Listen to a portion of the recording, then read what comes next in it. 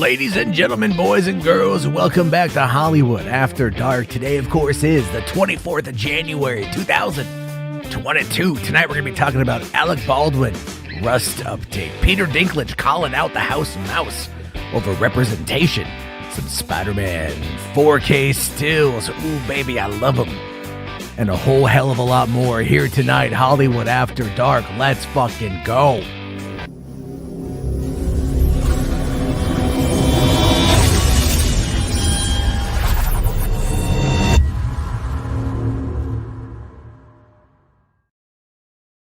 Hey, what's going on, everyone? How you guys doing? Let me make sure to get that off the screen. There we go. If I could operate a show correctly at least one time of the week, it'd be fucking fantastic. But anyway, welcome to Wad Squad. Appreciate you all being here tonight. I'm a little bit later than usual. I apologize, but I was working on something. I was working on finally recording that episode of Patio Commentary I've been kind of hyping for like a week now. So I sat down tonight and I, right before going live, I literally just wrapped up about like 10 minutes ago. And I finished up recording it for Extraction.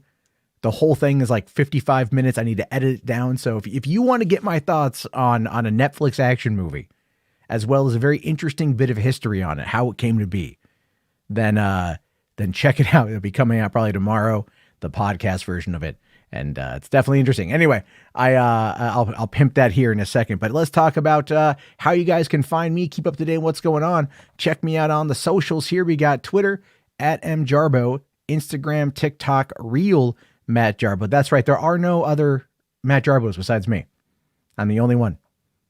I'm the only one that exists. But no, be sure to check me out there. And then I'll be linking the Discord here in a second into the chat. You guys can follow me over on Discord. It's a more active community over on the Discord. I really like it over there. A lot of good people, great way to stay involved and keep up with the growing, loving community. And again, I've just got to do it. I got to shill it. If you guys want to help support the channel in a more direct way, you can do so by becoming a channel member here or patreon.com/Matt Jarbo. Great way to do that. Couple dollar investment, doesn't give YouTube anything because you know what? Screw them sometimes. And patreon.com/Matt Jarbo there. And then also Patio Commentary, youtube.com/Patio Commentary. Like I said, the episode of Extraction, I was really surprised. I'm not lying. I dove into this. I'll give you guys a hint. All right, for those of you who watch the show, you may want to listen. A certain movie star back in 2012. Well, a person I don't really call much of a movie star, but a certain actor back in 2012 was attached to be in this movie. I'll let you guess who that is, but the story's interesting. The story's fascinating. That's how Hollywood operates these days. It's kind of like that. But of course, Patio Commentary, youtube.com/Patio Commentary. Thank you guys. Check it out. So also, one thing I've been trying to build up more here is our call-in line. You guys can call in at any point in time during the show, or hell, 24 hours a day, 7 days a week. You can call in 323-305-4101. That is 323-305-4101, and get your comments heard here on the show. If you want me to answer directly, that's a great way to do it. In case I miss anybody in the chat while we're talking, that could be a way to go about that. But anyway, let me just get over here to the thumbnail. Say a quick hello to the chat. I see that we've got Terrosphere, Reed Coles, Jess, Geeks Studios, Judah Ataezio. Don't know. Don't speak Spanish. Hopefully someone can do that. A bunch of comments there in Spanish. I don't quite know what it is you're saying there. Sorry, buddy. I hate to say that, but that is the case. Kira, Mystic Shadows. We got Spherical Man. Let's see. Spherical Man says, every time Matt has a long pause like that, I keep wondering if he remembered to turn his mic on. Sometimes it happens. Sometimes, I'll tell you why that happens, Spherical Man. So when my computer shuts down, sometimes it doesn't register the USB. Like I probably need to upgrade my PC. It's been a number of years. And it doesn't register on my mixer. So I then have to go back and replug it in, and that automatically mutes it. And if I don't catch it in time, I just forgot to activate the microphone. That's a lot of what happens, right? I see Rational Skeptic here. Anthony, Tony, H. Bartz. All right, you guys, how are you all tonight? Queen Danny Targaryen. Hope you all doing well. Daniel Playlist, Astro Josh. All right, you guys are already here. That's fantastic. Like I said, there's a lot to get to tonight. Absolutely a lot to get to. We can dive into the. We'll start off tonight. Actually, oh great, we're going to be joined here very briefly by my friend and by your friend. You know him, you love him, Mr. RJ, Resident Justice. How's it going, buddy? I think something's up with his mic. There we go. All right, so when RJ figures it out. That is definitely a thing. Danny here says, I'd love to call in, but I have nothing to say. Here's the thing, Danny, ask a question. If you have a question, there you go. Yeah, let me drop I'll drop the voicemail line there as well. All right. We got the voicemail line right there. You guys can call on in. All right. So I hit the mute button on my damn laptop. I was like, what up? And it was like awkward silence. I'm like, what happened? Did I offend you or something? I was like, oh my God. Oh man, I'm sorry about that.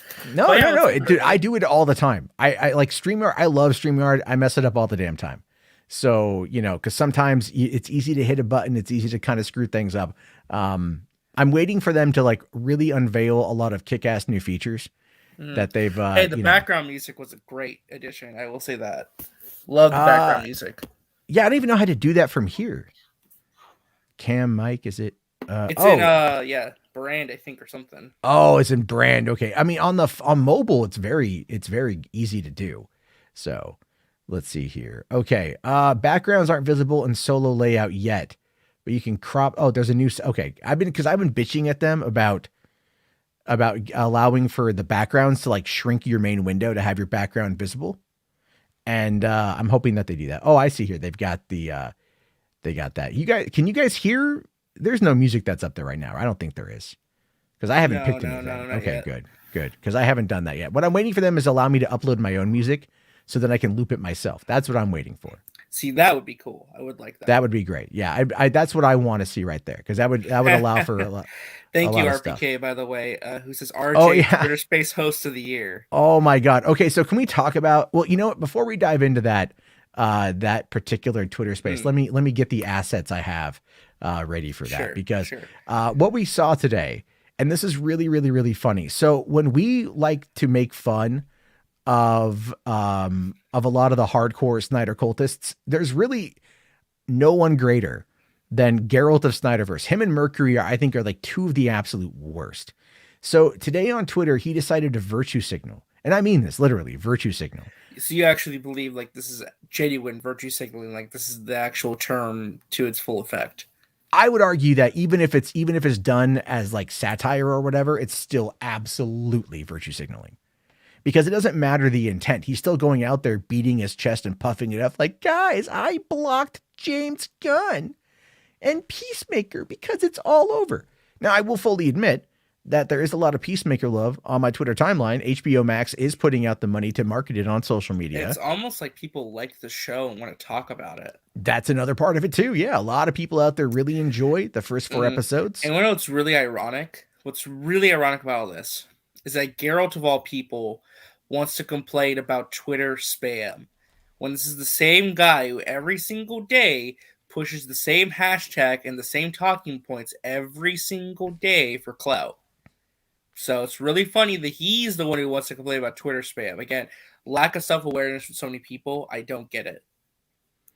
It's really funny here. Jordan here says, I've been meaning to check out Peacemaker, been busy. Dude, check it out. All right, you got 4 episodes to dive into. At least do the first 3. I think you'll like it. If you enjoyed John Cena, because here's the thing is, right, James Gunn is all about redemption. He likes taking irredeemable characters and then making them redeemable. And if you think about it, that's kind of what he's doing with Peacemaker. He did it a little bit with Suicide Squad, and then he made us all hate Peacemaker. But then now he's got a show called Peacemaker, and everyone's like, man, John Cena is amazing in it. And he really owns the role. Mm-hmm. So I really recommend it. Music Man here says Peacemaker is just amazing. That's very true. And then also, so anyway, so you had Geralt come out and complain about all this. Right. And of course, somebody tagged James Gunn in it. Guy here, ZR says, at James Gunn, local Twitter user Geralt of Snyderverse has had enough of you and Peacemaker. This must be heartbreaking. Wishing you the best. Oh yeah, ZR hates these people. By the way, he hates Geralt. He hates Mercury. He hates the Snyder cultists very much. So this is very much him poking at that, getting James Gunn's attention. Like, look how pathetic these losers are, basically, which I thought was hilarious. Oh yeah, and I love that here, just saying like, how am I? And then James responds, "How am I going to get my daily fix? This is heartbreaking." I know, because the guy's like, "Damn, getting blocked by Geralt of Snyderverse must be sad." He's like, "I know, I'm not going to make my daily fix." It's hilarious. I thought this response was perfect, honestly. Well, and that's kind of the part of it too, is it, and this is what kind of tied into the whole spaces thing that RJ did today, which that fucked up my whole schedule, by the way. Like legitimately, I was like, I usually nap during that time. And I was like, all right, I'm so sorry. I'm invested into this. Like, both my kids were still awake, so it didn't really happen, but I was trying to like get cozy and like to kind of like maybe nap out. And I didn't get to sleep until after 3 PM. And I slept until like 5. So I'm awake. Like, I'm awake. Space went on for like 6 hours or something. It went on for a while. Long time. There's a lot said. And it's all recorded, by the way, so you can go watch the replay anytime. Well, what you should do is you should download the replay and then you should put it up as a podcast on your episode, on your channel. I probably should do that. I got to figure out. You should do that because that's going to go out to more people overall, especially as you start growing your channel. By the way, check out Resident Justice here on YouTube. He just got a new Patreon. Go give that a support. Help out RJ. In fact, H-Bart's here right off the bat. $2 super chat says, RJ, you starting production on Book of Max Rebo? Yes. Soon. Don't know what that means, but okay. I don't know. I mean, no, the whole thing. Yeah, well, we're gonna get more Max Rebo tomorrow night, I believe, probably on that. Now, the thing is, though, the space today was really fascinating because, like, RJ wanted to talk about like whether or not it was appropriate for James Gunn to respond the way that he did. I wanted to have an actual discussion. Basically, my idea was, okay, this has happened. And my whole talking point was, let's talk about how should directors who are active on social media combat hate or criticism online. Because it's not just James Gunn, it's other DC directors as well. Andy Muschietti, the directors of Batgirl. How should they respond? Because there was a controversy a little bit ago about how the Batgirl directors responded to the costume controversy, or I guess the negative criticism towards the costume reveal. So I thought, let's have a conversation about like how directors should respond to online hate, and then it got just evolved into basically what I would describe as DC blood sports. So it was pretty funny. Like Casey Walsh from Geeks Worldwide was there. I was there for a while. I was just poking at a lot of people though. Mercury almost joined. We almost got Mercury, but he had some technical issues. But he did say he will try and be there the next time we do space. So that should be fun. That should be very fun. But he did issue a warning saying that that Jarbo was very lucky he was having technical issues from what he told me, and he told me to tell it to Jarbo directly. So. No, I host a stream all the time with a called in line that's open 24 hours a day. I play all that stuff that comes on in at any point in time. He could he wants to say it to me. I'm going to play it on air and I'm going to laugh at him. So I don't believe literally any of that because it's all about like, it's all posturing, right? Well, he's lucky I can't talk to him right now. Well, then issue your statement via text and let me laugh at your face. How about that? How about just do that? I think that's all right. But what I enjoyed about the space today was like, it turned into like, you had this one guy come on in and the infamous CY98. Yes. Yeah. And this guy, like, he is legitimately like a racist and a misogynist. Is that correct? Pretty much. I think you talked to Caden about that, but he's someone who as I stand with Vic. He's very much anti SJW. He's not he's basically Phantom Menace, but doesn't want to say he's Phantom Menace. He apparently loves Ryan Kinnell, so that's a bad sign. This is a guy who I believe said at one point that Hollywood needs to be 50% white, 50% minorities exactly. Something weird like that. Like, This is a very strange individual. Let's be fair. But here's my question though: How would you accomplish a 50% split? And is that just race? Or are we talking about like? I mean, at that point, why stop there? Why not do gender? Why not do religious demographic? Right? I mean, there's people out there who might argue that a certain religion might have a greater foothold in the entertainment space than others, and they may not like that. You know, like I don't think where does this he logic thought. come from? Yeah, I don't think he thought it through very well, to be honest. Now it was funny because we had Darth Lunga going at him, and that was fun to watch for about an hour. Everyone just berating this guy like, "Oh my god!" It was funny. It was a very entertaining space. I will say Well, yeah, that you much. had Lunga going off on this guy, and then just completely yelling into his fucking phone. Well, it's because his mic is like his mic is. That's the great thing about Lunga. His mic is very hot, and he's a very hot individual in terms of rage. So you mix that together, you get ear bleeding moments, but it's entertaining. Yeah. So Oh no, that's very true. That's very true. There's you get a lot with him that is pretty fascinating at times, and that's kind of why I like Lunga. Even though there's a lot of times where I just kind of want to yell at him. I think like everybody else. H Bart's here asking, did you guys see Amelia Clark's secret invasion photos? I saw a couple of them last night. You know, but and I didn't have time to put them in tonight. I was gonna bring them up tonight. Maybe depending on how we get through the news, if I can grab them and throw them up real quick. But hold on. Rational here asks, what stream was this? This was actually a Twitter space that RJ put up. So you can go on to RJ's Twitter and you can find it on there. But RJ should download it. I'm going to try tonight to find a way to download the audio so I can upload it or something. There has to be some way. Twitter has to have some way you can do that. I imagine there's got to be some. Well, if it's recorded, yeah, they got to allow you to export it some way or another.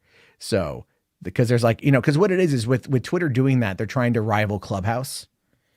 And Clubhouse allows you to record and then also download an MP3. The problem with Clubhouse though is like, because I have Clubhouse, is that it's like getting any kind of traction on anything. It's so not user friendly. Whereas with Twitter Spaces, it's like, this is my space. It goes out to the larger space ecosystem, and people can find it based upon like if anyone follows me, sees that I'm in there, that they come in. I noticed a lot of that today. I noticed a lot of people coming in. We even had Ricky Berwick pop in for a hot second. I don't know if you saw that today. We had Ricky Berwick pop in. Wait, on MySpace? Yeah. Are you serious? Yeah, because him and I follow each other on Twitter. I had no clue he was there. Wow. Yeah, he would. Yeah. So I mean, like that's kind of how it works. So it opens up the door for a lot of people. Honestly, I need to spend more time with Twitter Spaces. So there's that. So you just have to get the Chrome extension for what? For Twitter Spaces? There's a Chrome extension for that? Oh, okay. I didn't know that. That's pretty cool. But anyway, so yeah, RJ Space today was interesting. It's a very interesting conversation. It turned into a lot of DCEU blood sports, a lot of Snyder drama. Always, sadly. But I'm in it. I make a lot of horrible jokes. Like a lot of horrible jokes. Yeah, it was all recorded, by the way. Oh yeah. Oh yeah. No, I make a lot of jokes. I mean, like a lot of bad things, especially what I said about Space Jam and New Legacy. Ooh. Oh my god. By the way, that guy in there, I think his name was Julian. He actually was the guy I was referring to. I believe he said on another space that his girlfriend worked at Warner Brothers, Warner Media during the merger. So he kind of was able to describe some really interesting stuff about how the merger operated in regards to that and how it kind of like dealt a blow to the marketing department, which I feel like is something that's like gotten understated. And we all groaned when Mr. CY98 was like, "But the merger, guys, the merger." Oh yeah, no, there was a lot of that with the merger. A lot of people talking about the merger and very much trying to argue that that's going to be the case. When in reality, no. I mean, if there was like one, was it Julian that was saying that it was one person doing the job of four? I believe so. Yeah, I believe so. In regards to the marketing department. Yeah. Yeah, he was the one who said that, I believe. Yeah. Yeah. So it's like, and that makes sense because if you listen to what Adam Conover said, he was talking about how they went in and for True TV, they just like fired all the upper leadership. And that's going to happen. That's going to absolutely happen with all this stuff. Geralt, is that actually you? It's probably not. There's I don't know. Well, it looks like it's written like that. It's got like that font like he likes to use. I just can't I hope it is. I just can't tell. So I mean, if anyone's got a mobile, I can look on mobile and see, I think, but because they kind of give you the opportunity now on mobile. They don't give you the opportunity on whatever, man. It's all lame. It's all stupid stuff. All right, let me see here. Nope, I can't at least on this. Okay. I don't know. Screw it. It is what it is, man. All right. Well, then, if you want to come on in, DM me on Twitter. I want to hear your thoughts on this. I want to hear if you were trolling James Gunn or whatever. Again, the offer is there. DM me on Twitter. I'll send you a link. You can come on in. You can use your cell phone. It's very simple, very easy. And everything else, restore the Ayer cut. Yeah, no one here's against that. You know, the only person that's against the Ayer cut is Margot Robbie. In my opinion. Yeah.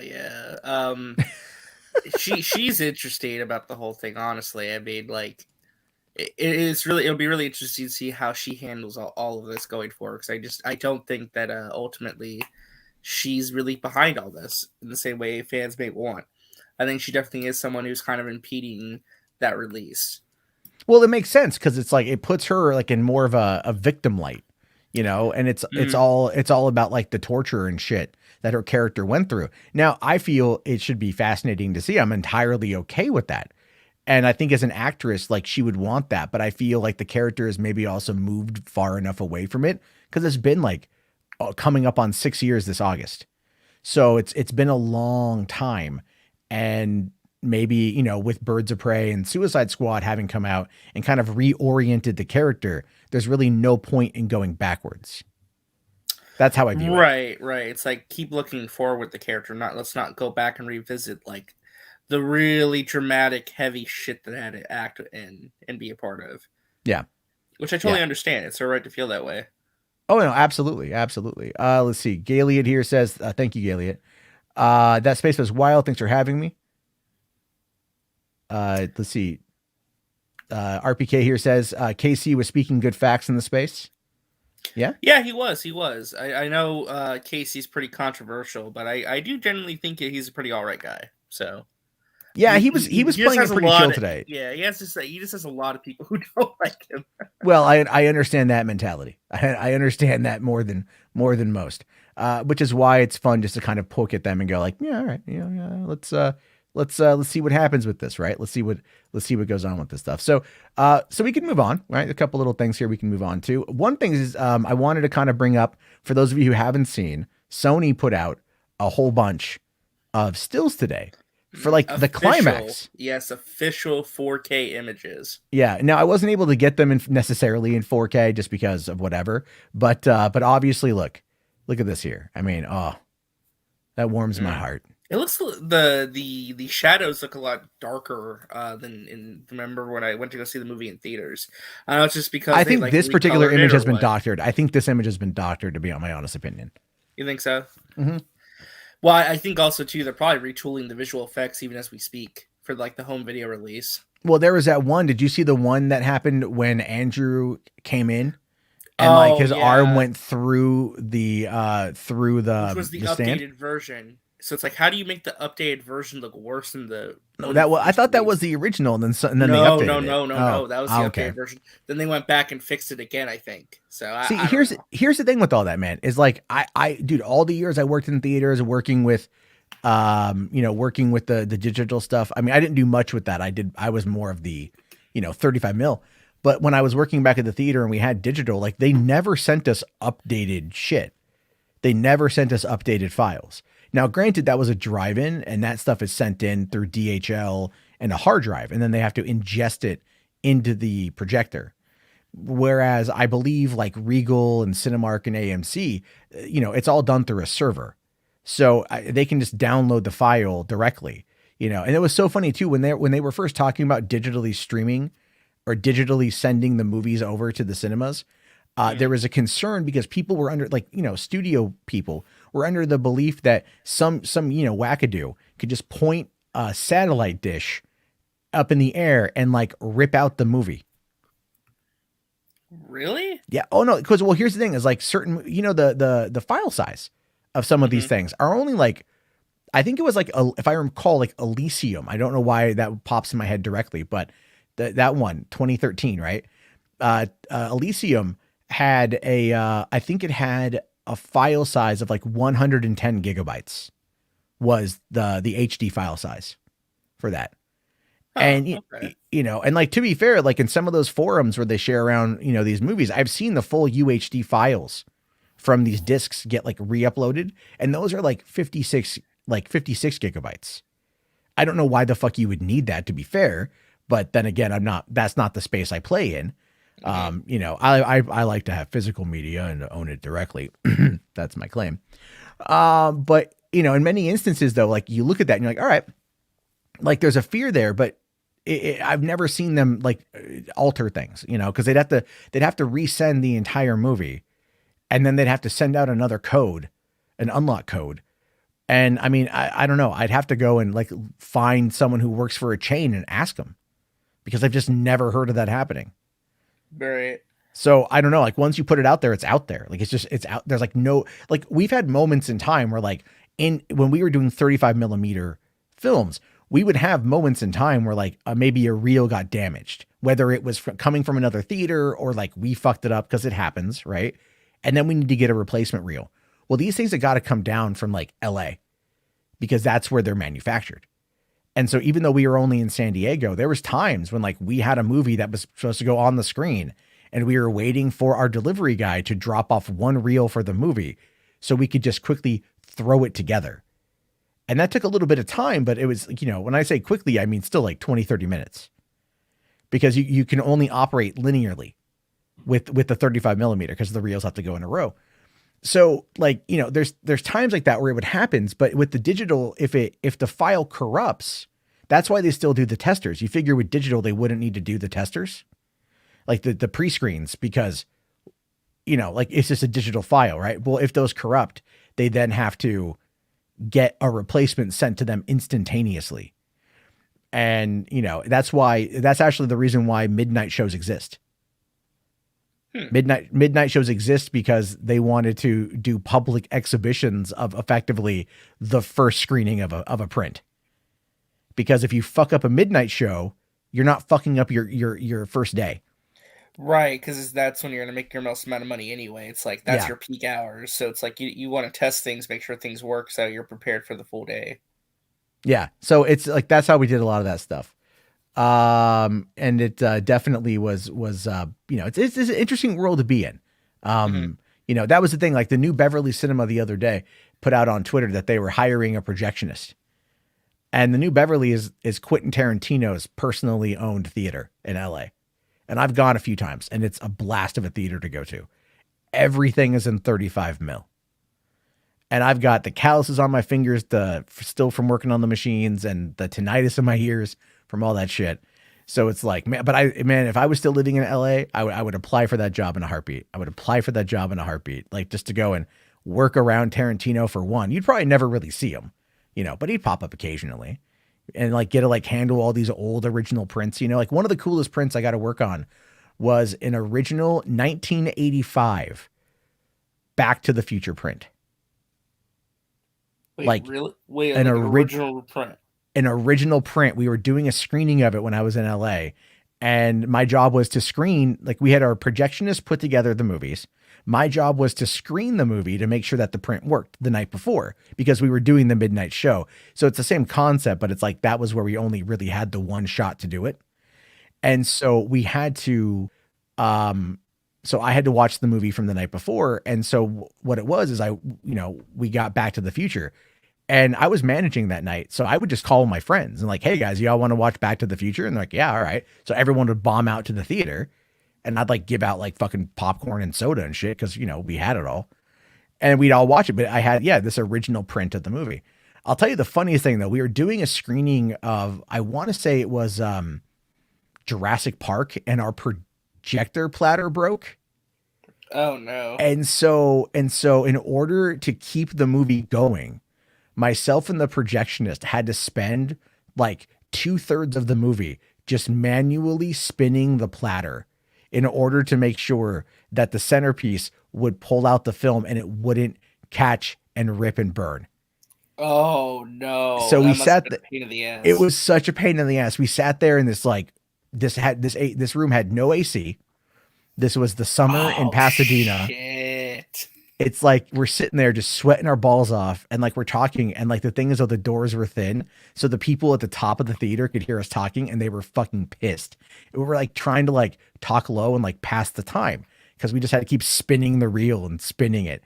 35 millimeter is a fantastic format to showcase film, but when it breaks or when shit goes wrong, it is so goddamn annoying. Let's see here. H Bart says you got to go to the Kingston Firehouse Theater. I don't know where that is. So that's kind of the thing. But anyway, yeah, enough of that. Thank you though for that, H Barts. I do appreciate you, buddy. And all right, so we also got this image here of Spidey in the new suit, which great. It's a great looking shot, but I still think the blue is a little bit too light.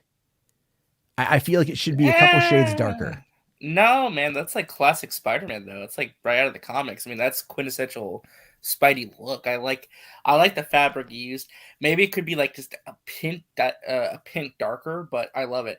I love how actually it's hard to tell in this image, but in like I wish they just like post like a suit reveal, like an actual like high res look at the front and the back. But the back of the suit has like the red spider emblem.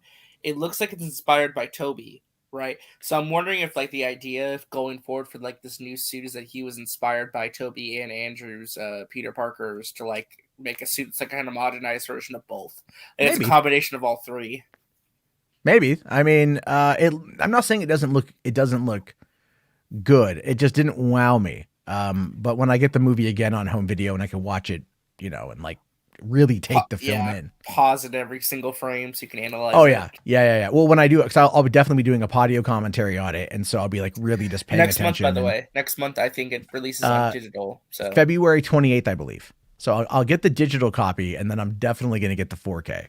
So if they released, Sony's going to release Sony's going to release a 4K set of all the films, right? And I'll be buying that. And I just bought really good extras. But I just bought the fucking the Raimi trilogy in 4K. I'm like, all right. It's okay to own more than one copy. True. It was only $30. It was only $30 for the whole set. I was like, that's a good deal. Because the thing is, you can tell when they're getting ready to bring out a new set, they really seriously discount the price of it. And so it's like, all right, so I picked it up for $30. Like that's how I got like even like Lord of the Rings. I got that for like $50 over the holiday break. And like that's a great deal for the Lord of the Rings extended edition 4K shit, which I still need to dive into. I'm just looking forward because I feel like because they release these images today, we're probably getting Toby and Andrew posters, like official marketing material, and I cannot wait for that. I want to see what they do with posters. Because they keep dropping new posters anyway, and what's really funny, the posters they've released in like the last like 3 to 4 weeks were better than the posters we got before the movie came out. It's like, why? It's so weird to me. I don't know why the posters that they made beforehand just were kind of like, what the fuck? What is this? And now it's like the good posters just came out now. And they're great posters. I love the theatrical poster, and I love the mirror poster that just came out a couple of days ago. And there's another one that came out where it's like Tom Holland in the rain, like looking all bloodied, and like he's just standing, and then like you see like the back pose. It's like that one looks great too. It's like, where were all these posters earlier? Oh yeah. No, I don't know why they do it like that. Sony's marketing is definitely not is definitely not what I don't care, because at least we got great posters now that we can look at. So yeah. Oh no, absolutely. I'm really excited for that one there. All right. Real quick here, a couple quick super chats here. Okay. H Barts here says it's the Kingston Theater is a local theater by me. And it's run by one guy who also uses film. It used to use nitrate, which is flammable, which is why a lot of silent films are gone. Yeah, that's true, man. You know what I found out about silent films the other day is that the studios, this is actually, by the way, this is posted by Jason Keelar, who loves to post like old movie trivia, little tidbits. If you ever, I know people out there like the Snyder fans, like fuck Keelar, God, but this guy, he's a huge film buff. Like, I mean, he's massive film buff. And he posted some images about old silent films, the studios that were all framed with glass, because that was how they used natural lighting, and it didn't matter about sound because there was no sound. So they all used natural lighting as a way to get those films looking like that. I always thought that was kind of cool, actually. I'm like, all right, that's pretty dope. That's pretty good. Like the old school way of making it work.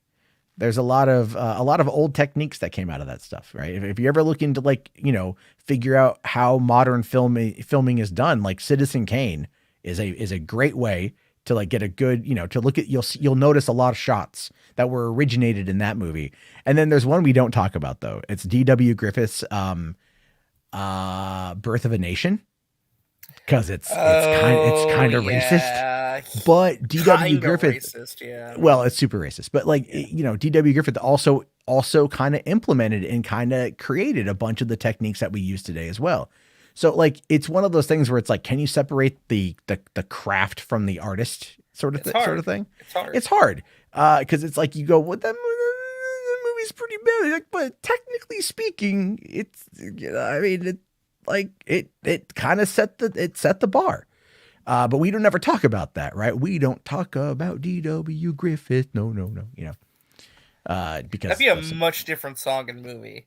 That would be a very different song. Yeah. There's no way that would top the top charts. That would not top the top charts, period. Yeah. But I'm sure you're happy about that, by the way. That's now dethroned Let It Go as Disney's most popular song of the modern era. I'm so happy. For one, I love Encanto. Like, I just love all the tracks in Encanto. And I think it's a really well done movie. And it actually has a message that means something. Whereas Frozen is such a goddamn soulless pile of corporatist bullshit that it's like, it is such a bad movie. It's like, here's the thing. It's not even that it's a bad movie. It's insulting. It's insultingly stupid. On. It's not insulting. It's, oh my God. Okay. Why is the bad guy in the first movie? It's because he wants power. Does he though? Yeah. Where was that even remotely hinted at before then? I don't remember. It's been a long time since I watched Frozen. It wasn't. She meets him, right? She's immediately thirsty for his dick, which makes sense because she's locked up. All right, like let's be fair. Well, it's meant to play on the Disney tropes too, of like the girl always falls in love with the guy at first sight. That's meant to be like sure. Well, in this case, it's like Anna spent all those years alone. The first guy that comes around and shows her a little attention, and she's gonna be off. Like it's gonna happen. And then of course, okay, so she meets him, and then they have like that song, and then she goes to Elsa, and she's like, "I want to get married," and Elsa's like, "The fuck is wrong with you, you dumb bitch? No." And then Elsa goes all cray-cray, right? Freezes everything. So it leaves Anna in charge. Anna's in charge. So here's this dude with her. And then she goes off, right? She's like, I got to go get her. All right, you, new guy, you're in charge. So she just leaves this guy in charge. Like, no question. Doesn't know the guy from Adam. Just met him, right? But because she's throbbing for some D, she leaves him in charge. And she runs off. So then the only time we see this guy again, the only fucking time we look at this guy again, he is going like, okay, who has blankets? Who needs this? He's leading, showcasing that he's a good guy, that he's like a natural leader. People are relying on him. He's like, give this person blanket, give this person food. So we see him in this like kind of hero state. And then like the next time we see him, it's like, she's like, oh, I'm sick. And he's all like, yo, you a fugly bitch and no one loves you anyway. Just out of the blue. It was a good twist, though. I mean, nobody saw it coming. Well, but just because you can't see it coming doesn't mean that it makes any sense. It just does. And then what about Frozen? Well, did you like Frozen too? I tried. I've tried to like Frozen. It's so bad. It's so bad. Is it really that bad though? Yeah. Yeah, it is. There's a lot worse movies for kids. But I'm talking, well, you know what though, man? Like, as long as like the thing with Frozen 2 is it tries to put this like, it tries to expand the narrative of Frozen that doesn't really need to be expanded, right? And then it's just like, I get what they were attempting to go for. I still have not been able to finish watching Frozen 2. I have not finished watching. I've tried. I've legitimately tried. It gets to the point where like, Elsa's trying to get over the waves and I just tune out like every fucking time. But I'll tell you what I watched today. This morning, I watched like 3 movies with my kids because they were short. We watched Ron's Gone Wrong, which is excellent if you haven't seen that yet. It's on both Disney Plus and HBO Max because of the split, because it was a 20th Century Fox movie. So they split the deal. It's a solid kids film. So we finished that up. And then my daughter's like, I'm like, what do you want to watch now? And so she was like, Barbie. I'm like, no Barbie. And we're flipping through Disney Plus and she focuses on Nightmare Before Christmas. Now, I love Nightmare Before Christmas But if you really start to break that movie down from just a narrative structure, it is like it falls apart pretty bad. The movie doesn't make a lot of sense, but it's a well-made classic. It's a classic, right? So then, we watched that one, and then I thought, you know what else I haven't seen in forever is Corpse Bride, which is on HBO Max. Great movie. It is. Love that movie. It is really good. I didn't like it at first when it came out in 2005 because, like, for one, it's only 87 minutes long, including end credits. Like, that is not a movie. That's a short. That's an animated short film. But, the other thing I didn't like about the movie either was Danny Elfman. That whole song about like now you're dead or whatever when they go to the underworld. I thought that was really like not very good. It didn't flow. It didn't flow like Nightmare Before Christmas. It had a weird kind of take on it. But I enjoyed Corpse Bride quite a bit because it felt like it was a bit of a darker, more, like it was based on an old Jewish folklore tale and stuff. And also that was, I believe, one of Laika's first films, if not Laika's first film. Was Laika the one who made Corpse Bride? Yeah. As I'm watching it and it's all like, in association with Laika, whatever. And I'm like, fuck me, dude. I thought Coraline was their first movie. I could have sworn Coraline was their first movie. Maybe that was their first studio release. Like they worked with this one, but no, like Laika had a part to do with this. Cause I love Coraline. Like Coraline is the shit. Well, Coraline's a masterpiece. I mean, let's be fair. That's an excellent movie. It's excellent. I don't know if they've. Well, no, Kubo and the Two Strings, that was phenomenal as well. I was gonna say I don't know if anything surpassed Coraline. I mean, I wouldn't say Kubo surpassed Coraline, but it's pretty damn good. That movie's really damn solid. I like Kubo. I kind of feel the ending's a little fuck you, but I like it. In what way? Well, it's just the way that they handled the whole thing with the way that it played out. I don't know. I got to watch it again. In regards to like who. I don't want to say. Yeah. I mean, I get it, but I kind of felt it was a little heavy-handed. Though. It is a good twist. Sure. I'll tell you one, though, that they did, because they did Paranorman, which I was really excited for. And Paranorman didn't land with me at first. I've watched it a couple times since then, and I like Paranorman, and I like it enough. Because I think it's a fun enough movie. But it just didn't, I felt like it could have been a bit better. What was the other one they did? Oh, The Box Trolls was great, though.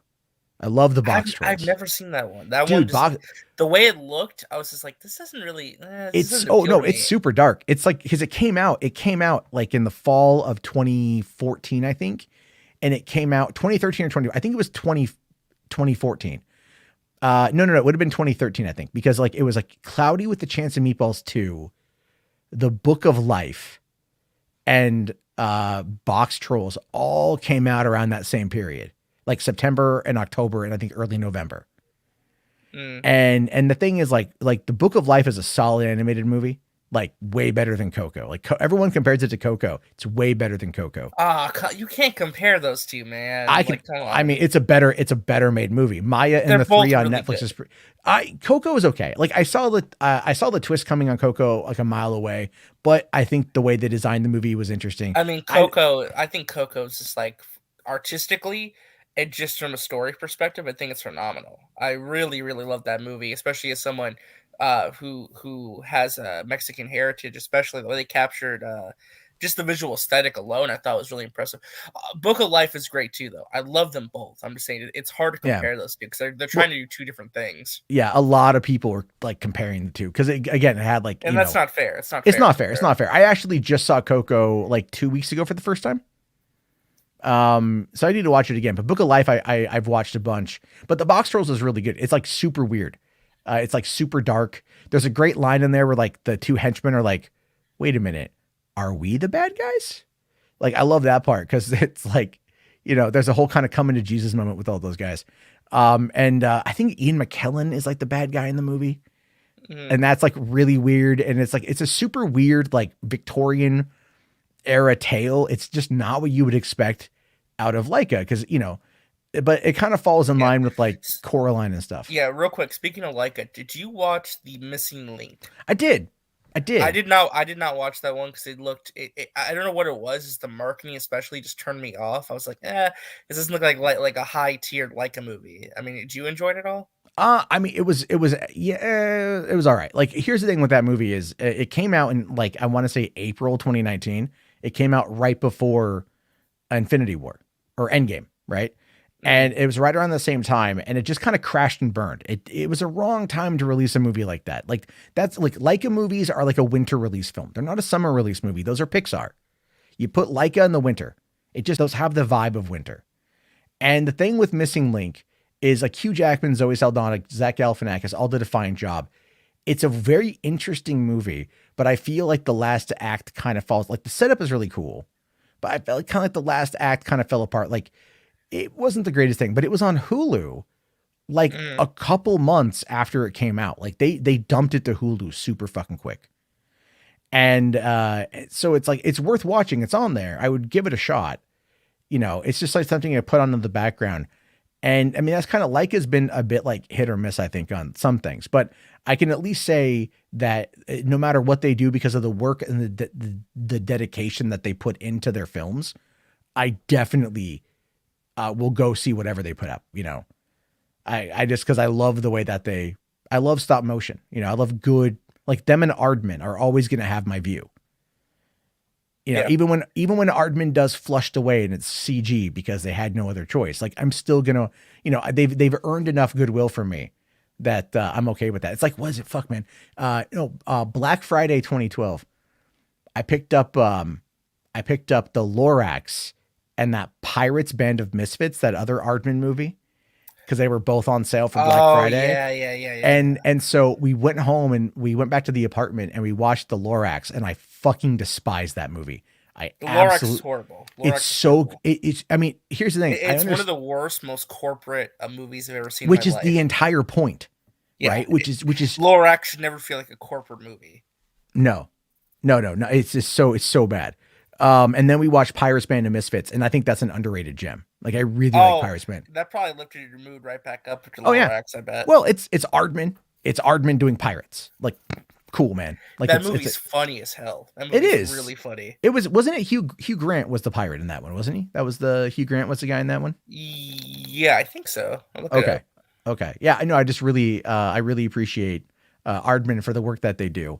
So I'm excited to see what they're coming out with the Chicken Run. Although, you know, people that were upset that Mel Gibson and the actress who played Ginger in the original are not coming back for Chicken Run 2, and that's got a lot of people pissed off. Because I'm sorry, Zachary Levi does not sound like Mel fucking Gibson. He can try, but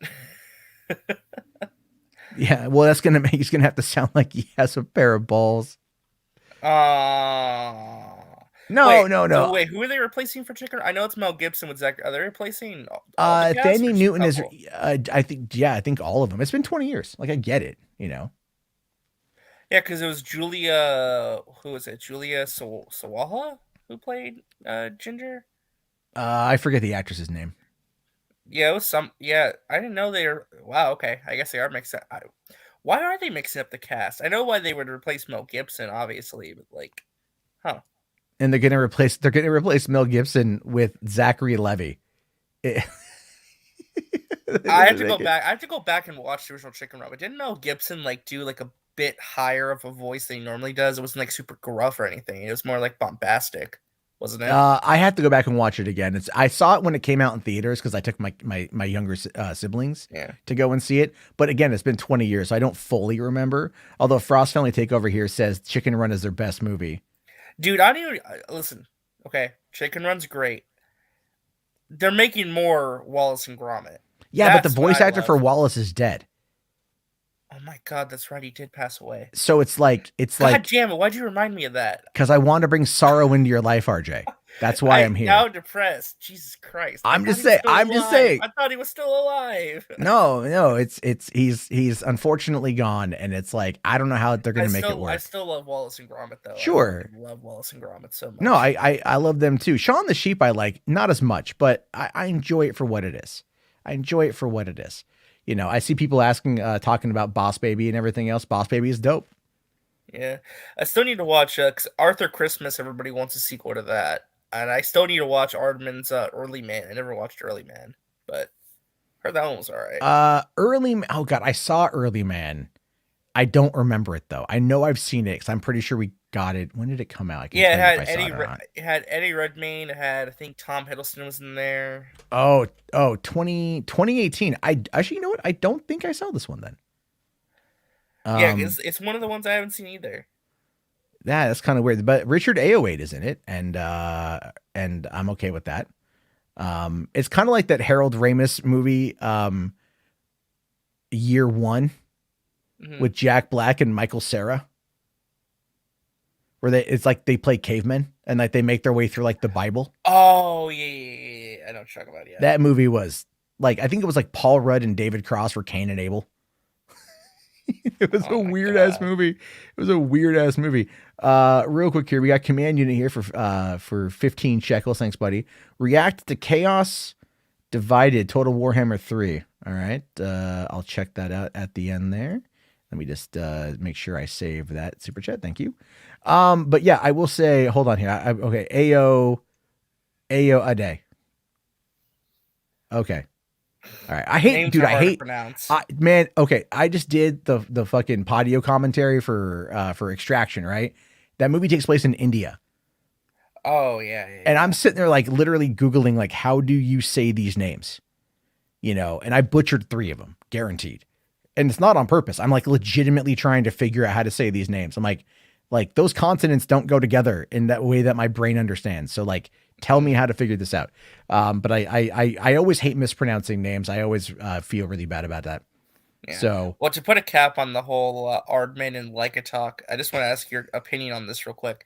Do you feel like stop motion animation is like dying a little bit, at least when it comes to theatrical movies? Because you have Aardman kind of getting this big deal with Netflix, because obviously Netflix, they'll dump whatever money you want, but it's like, are stop motion movies just kind of like dying theatrically? Is this just like a dead concept because people just like don't warm up to them at all for no reason? it's not that. It's not that. I feel like audiences will warm up to them, but like they got to be done in a very specific way. I think it's because it just makes, because stop motion animation just looks so visually unique, and sometimes it's a little more geared for like older children and Well, teenagers. Like it's just because unique, like but the subject matter too. The subject matter of the yeah, movie itself is a yeah, lot darker. it is darker in many instances. Like there was this old one, man, that I saw. It was like a Mark Twain claymation. Because remember, like it used to be, stop motion used to just be called claymation for the most part, right? Yeah. Like, and that was a big thing in the late 80s and early 90s. Like the Noid from Domino's was all Oh claymation. yeah. That was The weird. Noe Or like commercials. Yeah. the Michael Jackson Dangerous album had like a whole music video with like that was all stop motion and stuff. Weird Al did Yeah, that's what I'm claymation. saying. Like there's like this whole claymation like mania back in the 80s and 90s, and then like when they might start making these animated movies, it didn't really click. I mean, you had Gumby, but Gumby, I mean, I don't know. Gumby's I Gumby. love Gumby, dude. Like Gumby was great if you're high.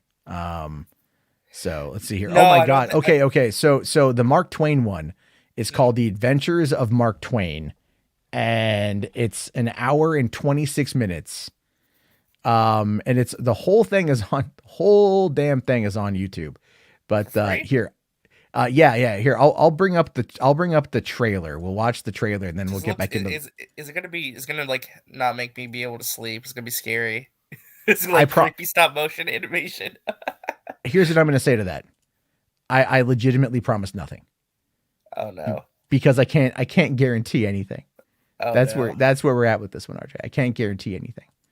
So, all right. No, I don't need to edit my display name. There we go. Okay, so this is The Adventures of Mark Twain, 1985, 1985. Wow. original theatrical trailer. I remember watching this on like television. Clubhouse Pictures. That's a real production company? It was. Now, for the first time, through the magic of claymation, the best-loved characters of America's greatest storyteller come to life. It's the adventures of Mark Twain. I'll go to meet the comet. It's Tom Sawyer, Huck Finn, Becky Thatcher, and a frog named Homer. Hey, Homer! Shipmates on an incredible voyage from the Mississippi to the Milky Way. Let's catch it. Aye, aye. Explorers on a remarkable ride to faraway places far gone times, and far out creatures. Hello. Adventurers on a breathtaking trip into the heart of Halley's Comet. Come, join them on their quest for fun, I'm getting out of here. danger, Jesus Christ. and excitement. Come, share the adventures of Mark Twain, the first feature film in the magic of claymation that will make you believe in imagination. Imagination. Is that the face of Mark Twain glowing then? Yeah. Wait, that sounded really bad. I didn't mean it that way, but whatever. Okay, so I mean, I got a like- question. yeah. Why is Mark Twain going to outer space to chase a comet? And Well, I thought there- they were fictional characters that he created. So why are they like? I don't know. acting Like that's just a weird concept. No, here's a question that you're not asking, RJ, that you should be. Where is N-word Jim? Oh no! Why isn't he there for representation purposes, RJ? Yeah, there's no Cancel black- Mark there's Twain. There's no black characters in that movie. Cancel him right now. Do you think the filmmakers just like we just don't want to touch the black Oh, characters? That'd be too I mean, awkward. would you want to? I wouldn't want to touch it. I would like not want to touch it at all, man. I'd be like, well, there's a part in that movie too where they go back in time and they go to the Garden of Eden Oh no! and they talk about they at least talk about like Adam and Eve and like being the first two people and then like having kids, right? And then I remember watching that movie as a kid. Because they showed it on just basic television, and I remember getting to that part, and then I'm going but wait, that means like the brother and the sister, they gotta have sex to have a kid, right? Because like if they're the first two people in the spread, I'm literally like a kid going hold on, wait a Something right minute, up here. Ein Minuten bitte, why are you promoting incest in this kid show? Because like how is that gonna work, And then I'm like, but then my brain goes, wait, hold on, am I the product of incest? Because if they're the first two people, Mom, Dad, no, and then all of a sudden you just hear like that. What are you doing, step bro? Jesus H Christ! I'm just saying. It's a genuine question, but it's a genuine question. Like the way that they present it, and I always ask that too. I asked that to like one of my religious friends. I'm like, so what happened outside the Garden of Eden? Right? They're the first two people. What happened outside? They're like, oh, when they left the Garden of Eden, they found tribes of men. I'm like, so they're not the first two fucking people then. So like, was there other people in the? Well, that's the question. Where do the other tribes of men come from? Here, well, yeah, that's a good question. Or think of it like the Matrix, where they're just on the next simulation, and once again, they failed. They just keep recreating the Garden of Eden construct as a way to finally stop original sin. But everyone is predestined for original sin. Maybe one time it's Adam eats the apple, and maybe another time it's Eve. It kind of vice versa. See, but they just can't get it right. That's what Indiana Jones 5 should be. He should try to find the Garden of Eden and figure out the mystery, and he's going to discover that everyone is an incest baby. There you go. Now I finally understand the front page of Pornhub. It all comes back to incest. Anyway, let's see here. Andrew says here, Jarbo, the character's name is just Jim. That's true, it is. But I was making the joke about how they altered it from in a reprinting of the book a number of years ago. The character's name in the book is Jim. All right. But they kind of changed it. Didn't they change it in the book? Or am I thinking of a Family Guy joke? I think I'm thinking of a Family Guy joke. I don't know. Family Guy did do a lot of Mark They Twain did do that. Was, I think, characters. early season Family Guy stuff. All right. Yeah, you're right. They did change it to Jim. Yeah. You're right. Yeah. Indiana Jones in the Garden of Incest. That'd be a banger Indiana Jones movie, man. Because you got to think, right? You want to harken back to Raiders, right? The Ark of the Covenant. You got to go after something that's related to Christ. Go after the Garden of Eden, the apple or something, or the golden apple. I'm pretty sure there's a lot of incest in the Bible. You know, a lot of things. There's a lot of bad things in the Bible. That'd be really interesting, like from a movie perspective. You know, like do a movie about the Bible, but it's only the bad bits. So it's like all the Bible. You know, it's like plague and pestilence and locusts and the death of the firstborn. Old Testament was some hardcore shit. And then you get to the New Testament and it's all of a sudden like God discovered weed. Yeah, he's kind of like mellowed out. He's like, it's all right. I'm not going to be as hard as I used to be. I've changed. Yeah, he's like, I finally got laid. Anyway, God, what if God was an incel? Think about that. Like, what if Old Testament God was an incel? Like, oh, you can't have your firstborn because I can't get no pussy. I plague thee. Anyway, Command Unit here for 6 shekels says Noah's story is where the incest gets creepy. Yeah. Definitely true. H Bars here for $5, man. Thank you. Says Homo sapiens are the last living species of humans. Imagine this true being the only dogs you can find. What? Shit's true being the only dogs you can find? I don't know what he's saying there. I think the autocorrect messed it up, so I'm trying to understand. Homo sapiens, the last living species of humans. Imagine, I don't know. My brain's not working right now. Just go back in the chat and type it in again. I'll make sure I understand it. I think I understand what you're trying to say, but I don't think I don't know. Yeah. I'm not in orbit right now. Hans here is like religion talk now. No, Hans. If anything, I'm just going to poke fun at it. Because that's what I do. I poke fun at things. All right. And then also, because I want to catch up here, Jess here for $2 says in the song with Anna. I'm wondering if you're talking about like the motivation of the bad guy. Maybe that's it. Maybe it's there. Maybe I missed it. Yeah, he is. Okay. Command Unit here says, very hyped for Warhammer 3 coming out next month. Yeah, man. I saw the trailer for that. It was pretty good. Pretty good stuff there. I like this stuff. All right.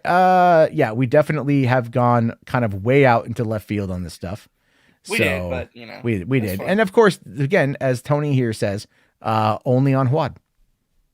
Only on Huad. But look, 87 people watching right now, even though we've gone off on a very weird tangent. So please pop a like, pop a squat, pop a sub, pop these nuts. Oh, he says here, how are we going to get that? Like, how are we going to get that? He says, I mean Shih Tzu dogs. Wait, so go back to that super chat. Yeah, hold on. Now I'm confused. Okay, let's go back to the super chat. Now okay. Homo sapiens are the last living species of humans. Imagine Shih Tzus being the only dogs you can find. So he's comparing Shih Tzus to humans. I can't say I disagree, but at the same time, cool. Okay. I don't know. But by the way, very interesting comment. I will say that. Super interesting comment there. A couple more Spider-Man images to get to here because we've gone through 2 out of 5. Here, getting another good shot on top of the Statue of Liberty. With Tom and Andrew. And I will say with Tom. Yeah, Tom Holland and Andrew Garfield. Oh, duh! I was looking at it all backwards. Yeah, I will say though, I think the blue on Andrew's suit is what they should do for the for the new one. That's I like the darker blue. I like the darker navies. Looks good. Here we go though. This is the one. We can finally see who kicked the lizard in the face. Yeah. It was Andrew. It was Andrew. You got to laugh at all that too, because when that trailer dropped and you see scene, we knew, and just seeing like Lizard's face getting like his neck getting careened around like that was so funny.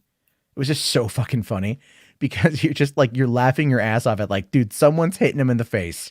You know who it's gonna be. This is, by the way, this is great wallpaper. Like this is peak cinema right here, man.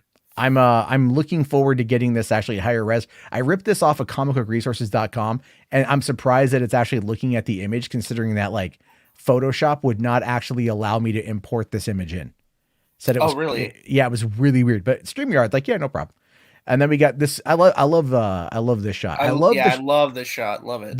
The shot from the trailer of showing Tom in the black suit and then Electro behind him.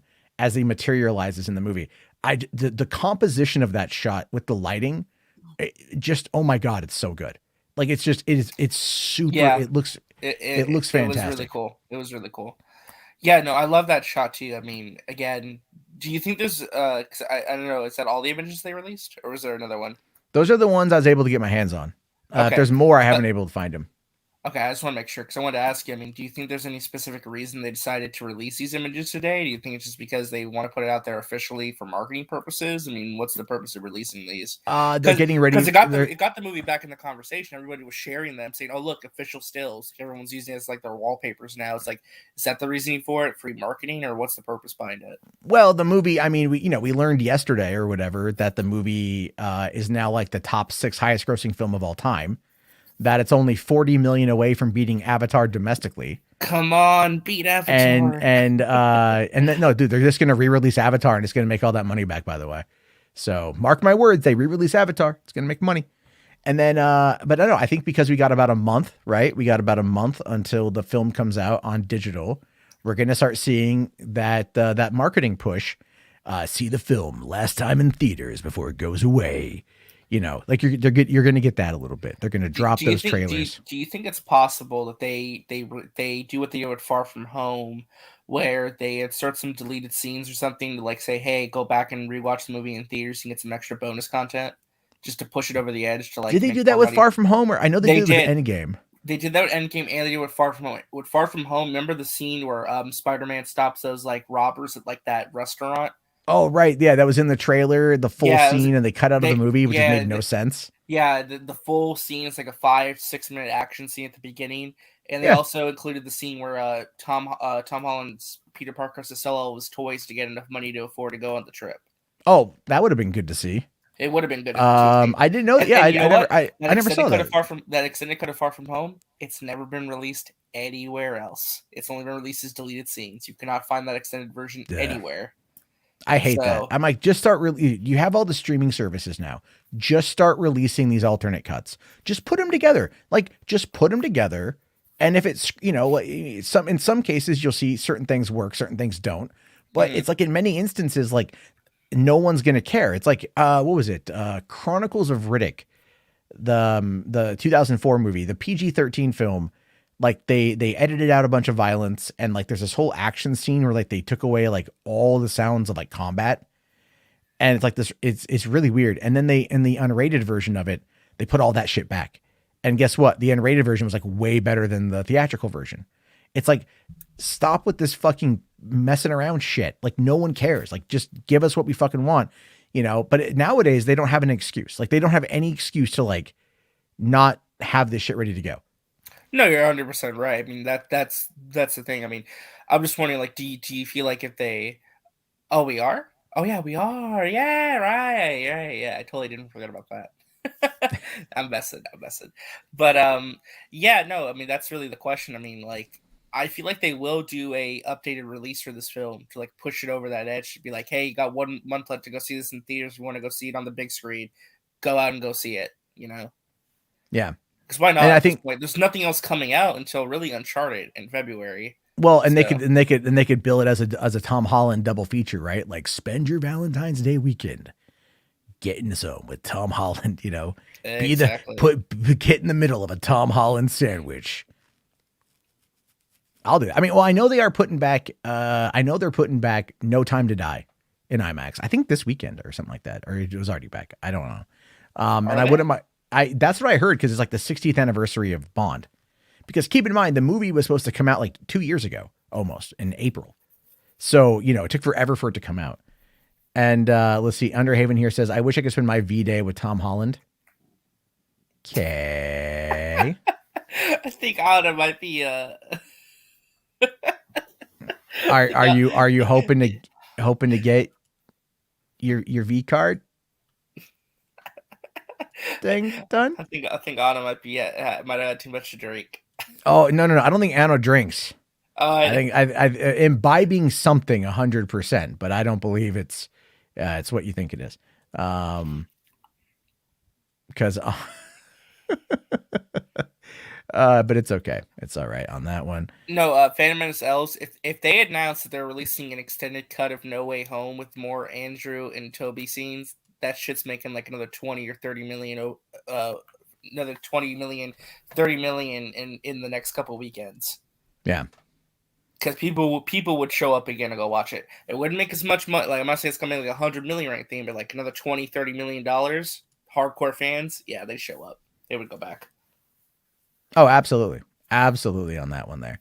I think it's going to be very interesting to see what they do to kind of make that last minute push on stuff. Also, let's see here, Ray. Oh, I showed you guys a short film I made. Yeah, that's right. Last night I showed him an old thing. Let me just a couple quick super chats here, then we can move on to the next topic. Let's see here. Geralt of the Snyderverse, $5. Okay, thank you. I respect Matt. At least he'll eat crow if the Snyderverse ever gets restored. Casey Walsh, on the other hand, will duck and hide with egg on his face. I don't know if, probably, because like he's one of those ones, he's like that gives a very bold prediction, you know? For me, on the Snyderverse stuff, like I think Henry Cavill has got a better shot at coming back now than with Black Adam. But that's not necessarily going to be like, what I'm talking about is like Zack Snyder doing like Justice League 2, Nightmare Boogaloo. Yeah.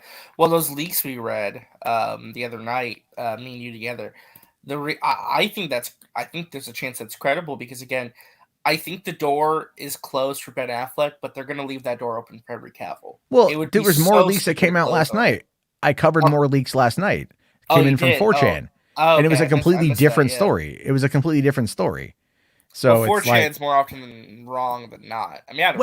All things considered, like sometimes it happens. Like somebody went onto 4chan and dropped the entire plot for the animated movie Scoob, like a year before the movie came out. Why Scoob of all movies? Who's asking for Scoob spoilers?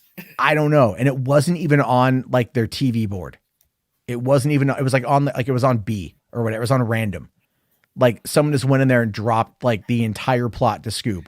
And I read it. I'm like, dude, that's not fucking real. And then I see Scoob. I'm like, oh my God, that is real. And I Caveman and like yeah. Like and at first I hated Scoob. I hated Scoob when I first saw it. I love that movie now. I cannot wait for Scoob 2, which is in development, by the way. They're probably working on it. It's been like 2 years since release. So I'm very excited to see what's going to happen with Scoob 2, because I want them to open up the Hanna-Barbera universe. Look, man, at the end of that fucking movie, say what you will about that movie. At the end of that movie, in the end credit scene, they showed Johnny Quest. All right, they tied into Johnny Quest Labs. We need to get an animated Johnny Quest movie. How they're going to make one, especially with Haji, no fucking idea.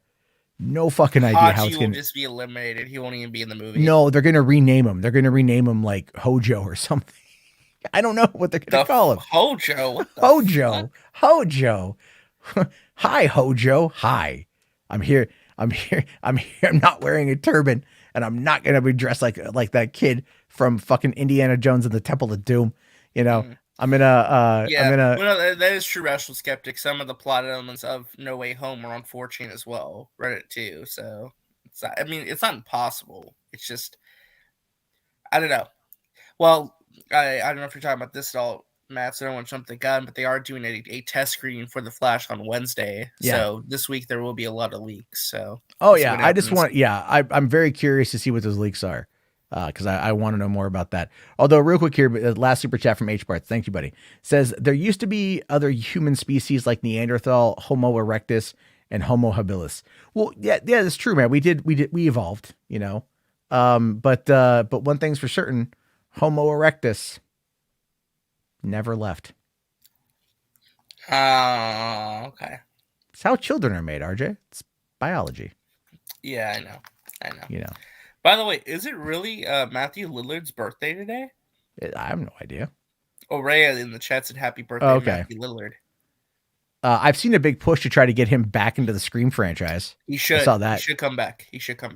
I don't care how. I don't care how. We watched him fucking. I mean, that'd be like bringing Skeet Ulrich back after he got shot in the fucking head. I don't care. Do it. Comes back as a ghost. I don't care. Oh my God. Like, I predicted this happened like over 25 years ago. So I made you another video recording. Anyway. Dude, I just want to see more Matthew Lillard. The guy's Yeah, named no, Harry I know. Shaggy. He keeps I was actually mad that he was not the voice of Shaggy and Scoob. That really turned me off from that movie. I'm sorry. No, look, here's the thing, man. I love Will Forte. I do. But Will Forte uses like the same voice in everything that he does.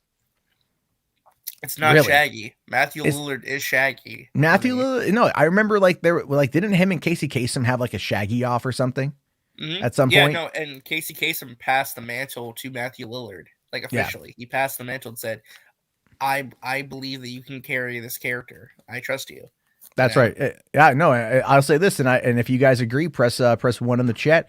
Scooby Doo from 2002 is a solid movie. It is.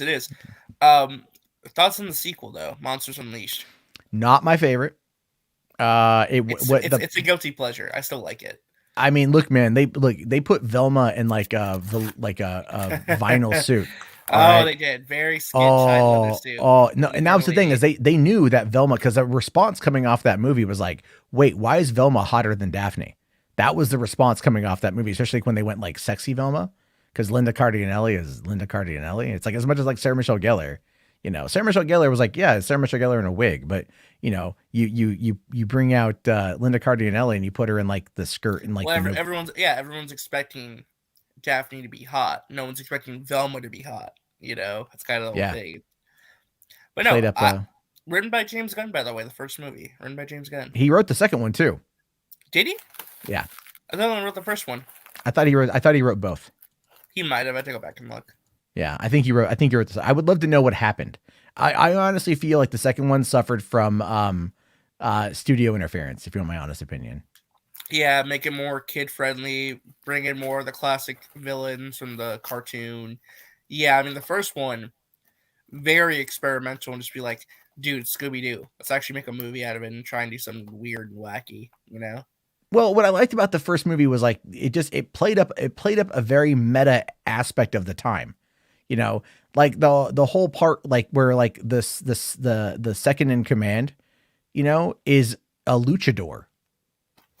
Oh yeah, that's right. Yeah, you know, my best pal Zappos, like the like Mexican wrestler. It's like the fuck, and then like all the references to weed. You know, like at the very beginning when Shaggy and Scooby are in the car, oh, I'm getting so baked, man. You know, and then like the steam and the smoke. Yeah, car. And then it's like, so all the little gags, all the references back to that stuff. The fact that Isla Fisher is in it and her name is MJ or Mary Jane. Oh yeah, I remember that. Right, and it's like, and then you also they knew what they were doing. They knew exactly what they were doing. They threw in the adult jokes too. The fact that James Gunn gave us Scrappy Doo as the bad guy is like, that solidifies that movie in like top tier. All right, like, and it got a little weird with him turning into a giant Hulk monster, but the fact he was the villain, I respect the hell out of. Yeah, because everyone hated Scrappy fucking Doo. And the backstory for why he wanted to like go after the mystery gang is that he pissed on Daphne and he got kicked off. Yeah.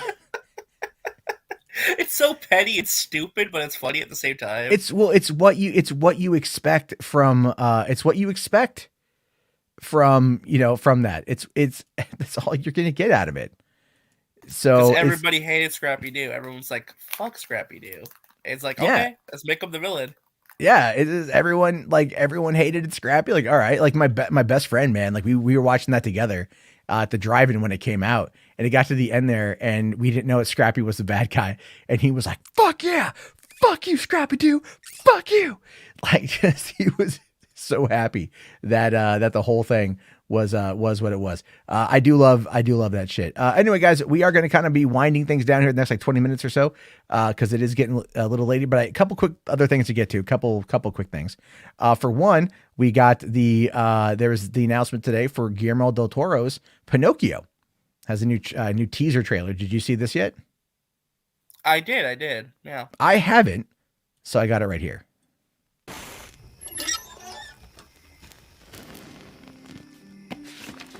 I want to tell you a story. It's a story you may think you know, but you don't. No, really. You see, I, Sebastian J. Cricket, was there. As a matter of fact, I lived actually lived in the heart of the wooden boy.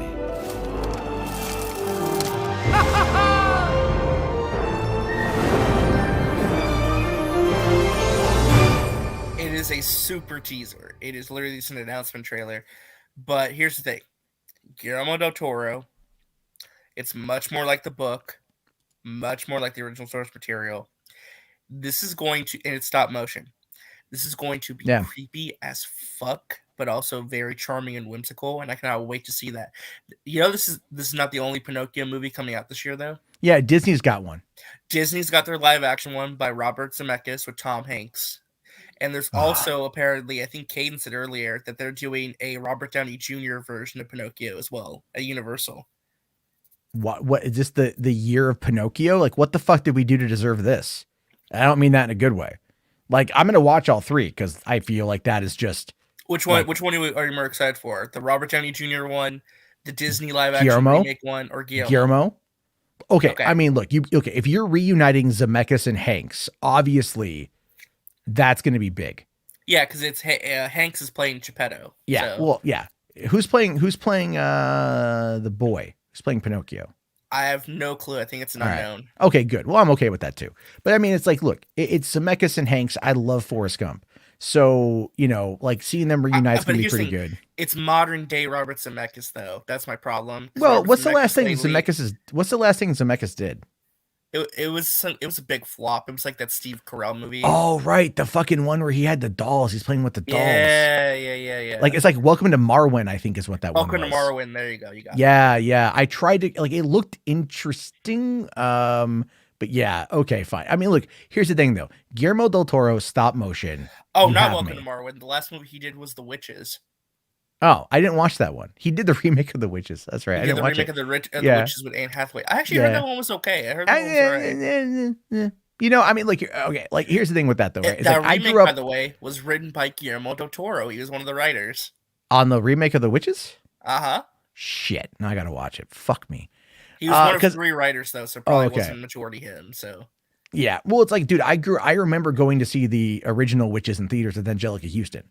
And that movie scared the fucking shit out of me as a kid, dude. I watched that movie a terrifying. bunch. It's scary. It's so good. It's so terrifying. Like, I don't, like, that's the whole thing. It's like, I don't want to see, like, you know, like, Anne Hathaway, like, no, just, she's not Angelica Houston, right? Like, Angelica Houston has presence, has poise, has can play in that frightening angle. Anne Hathaway, you're just like, I don't know, man. Like, Princess Diaries kind of ruined it.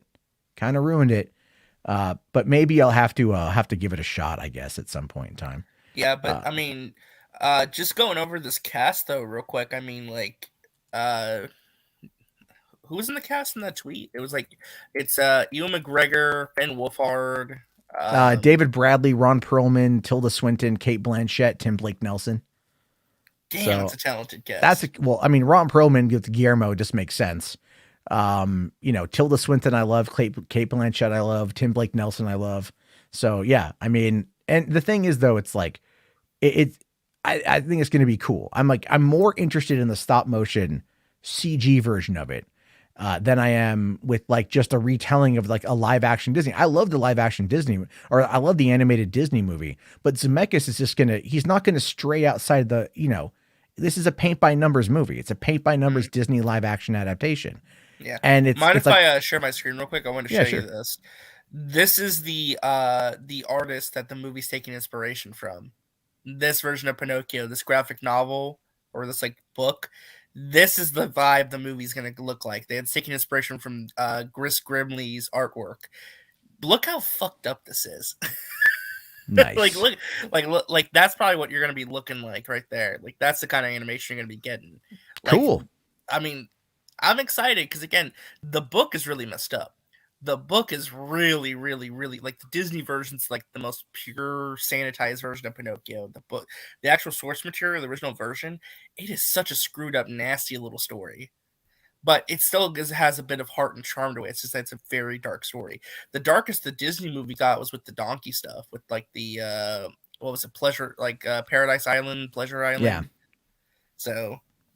Yeah, there was that was an older Disney though. So like they maybe went there a little bit. I don't know if they're going to do that now.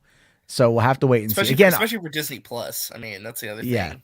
It's not going to theaters. It's only going to Disney Plus. Yeah, they announced that at the Disney Investor Day either last year or the year before. That's going to be a Disney Plus movie. Same with Peter Pan. Wow. I mean, I didn't even watch the Lady and the Tramp live action. Yeah, no, it's shocking because like their next 2 to 3 big live action movies are not going to theaters. They're only going to Disney Plus. Well, that's a calculated effort on their end. They realize that the movies probably aren't going to do very well. I mean, look, Dumbo was a colossal flop for them. That was really bad. I still haven't seen Dumbo. I have a hot take. Dumbo wasn't that bad. It was okay. I haven't watched it. I was shocked. I thought I was going to hate Dumbo. It is nothing like the animated movie whatsoever. But it is a charming little movie. I gotta be honest. Michael Keaton's the villain who plays like basically evil Walt Disney. It's really weird how they made the villain of the movie like a Walt Disney ripoff. But you know what? It was funny. It's like if Walt Disney was like a crony, like basically it's a giant hack.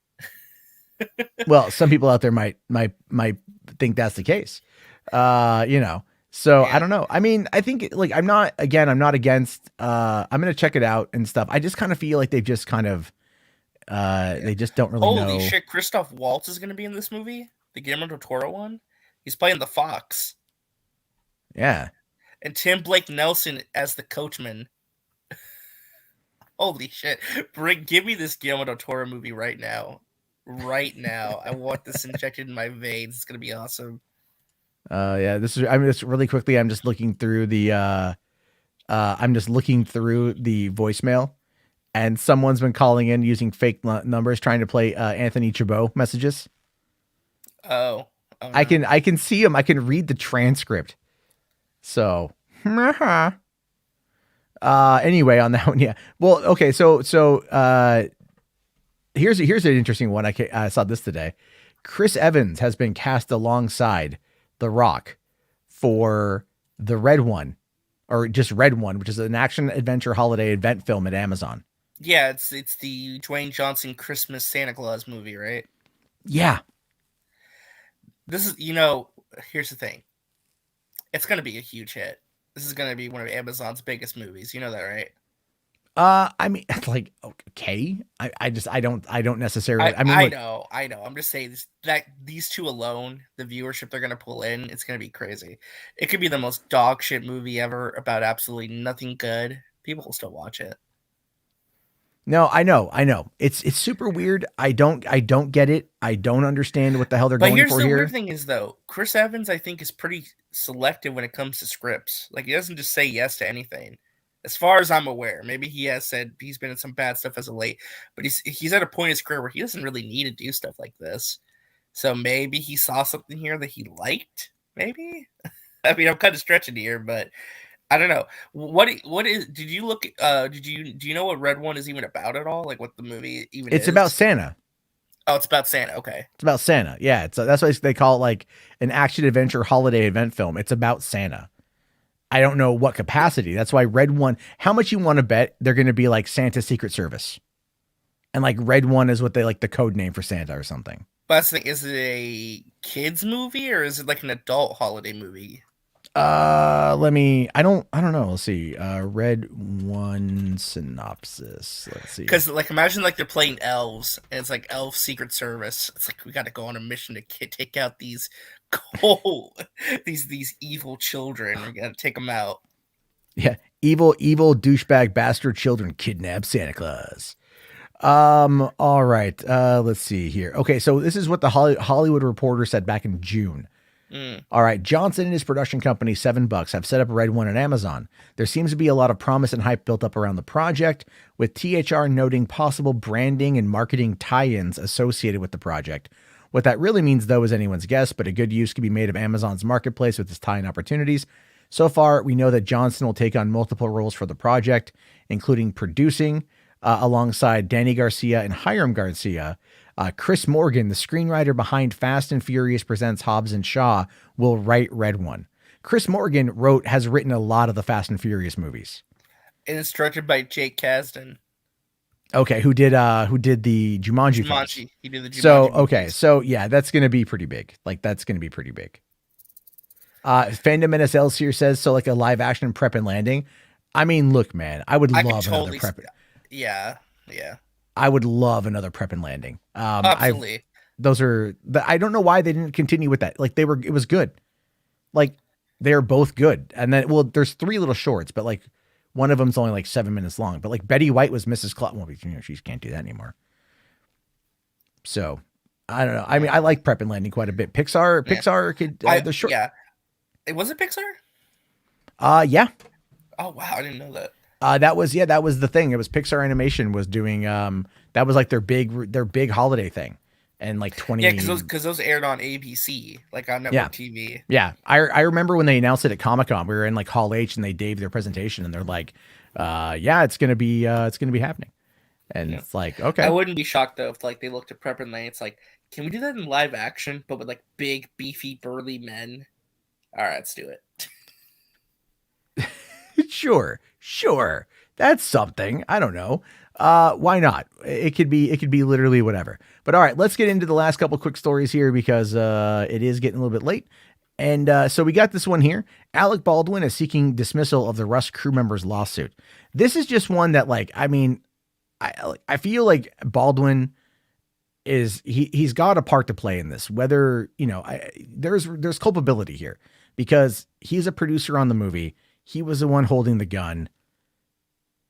There's some issues here, like, I don't know if he's helping out now. I know like the Fandom Menace have been going after Alec Baldwin really hardcore after this. Like I'm trying to give him the benefit of the doubt. So I don't know what his plans are for everything, but this is what the article says. So Alec Baldwin's attorneys are arguing that a lawsuit stemming from the Rust shooting incident in October should be thrown out because the shooting was a workplace accident. I guess the filing marks the first time that Baldwin's lawyers have laid out a legal argument for why he's not responsible for the October 21st incident, which killed cinematographer Halnia Hutchins and wounded director Joel Souza. The Santa Fe County Sheriff's Office continues to investigate, and no criminal charges have been filed. I mean, like at this point in time, it's been like 3 months. I don't know what the I don't know. I have no idea. Yeah, I mean, I don't know what's holding it up, why it hasn't been completed yet. And I don't know if they're like getting more cross testimonials, if they're trying to gather more evidence. I'm not sure, but because I know that the armorer has like tried throwing other people under the bus as well. Like it wasn't her fault, but then you hear reports of the gun, like that same gun had a discharge issue like the day before or something. I mean, there's so much stuff there. It might require a full on, like, when everything kind of settles to go through actual timeline. I'd like to know the timeline of stuff. All right. So the filing comes in response to a suit brought by Mamie Mitchell, the film's script supervisor, against Baldwin and other producers and crew members. On November 17th, Mitchell was standing just a few feet away from Baldwin when he fired the gun and was the first to call 911. She alleges she suffered pain and ringing in her ears as well as emotional injuries. Okay. I hope this doesn't come across as insensitive because I'm going to be very careful what I say. I understand wanting to file a lawsuit, right? But shouldn't the people filing the lawsuit that we should actually be taken seriously are the people and the family and friends of the woman who was killed for a wrongful death lawsuit? Like, listen, I understand if you had pain and ringing in your ears or you experienced emotional trauma. I understand that, but it's like, why file a lawsuit? I don't know. I hope I'm making sense. It's just no. Okay. So I get what you're trying to say there. What you're basically trying to argue or ask a question is like, what entitles her to a lawsuit, right? Like what entitles her to compensation? If this was like the family of the woman who was killed, I 100% understand going for a lawsuit, wrongful death lawsuit, all that stuff.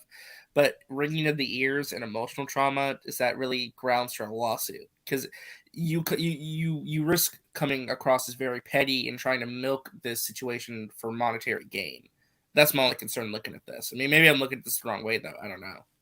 Yeah, well, they're saying here, his attorneys are saying that any recompense must come exclusively from New Mexico workers' compensation system, which covers on-the-job accidents. Because they had insurance for all this stuff, right? They had permits, they had insurance, they had to follow guidelines.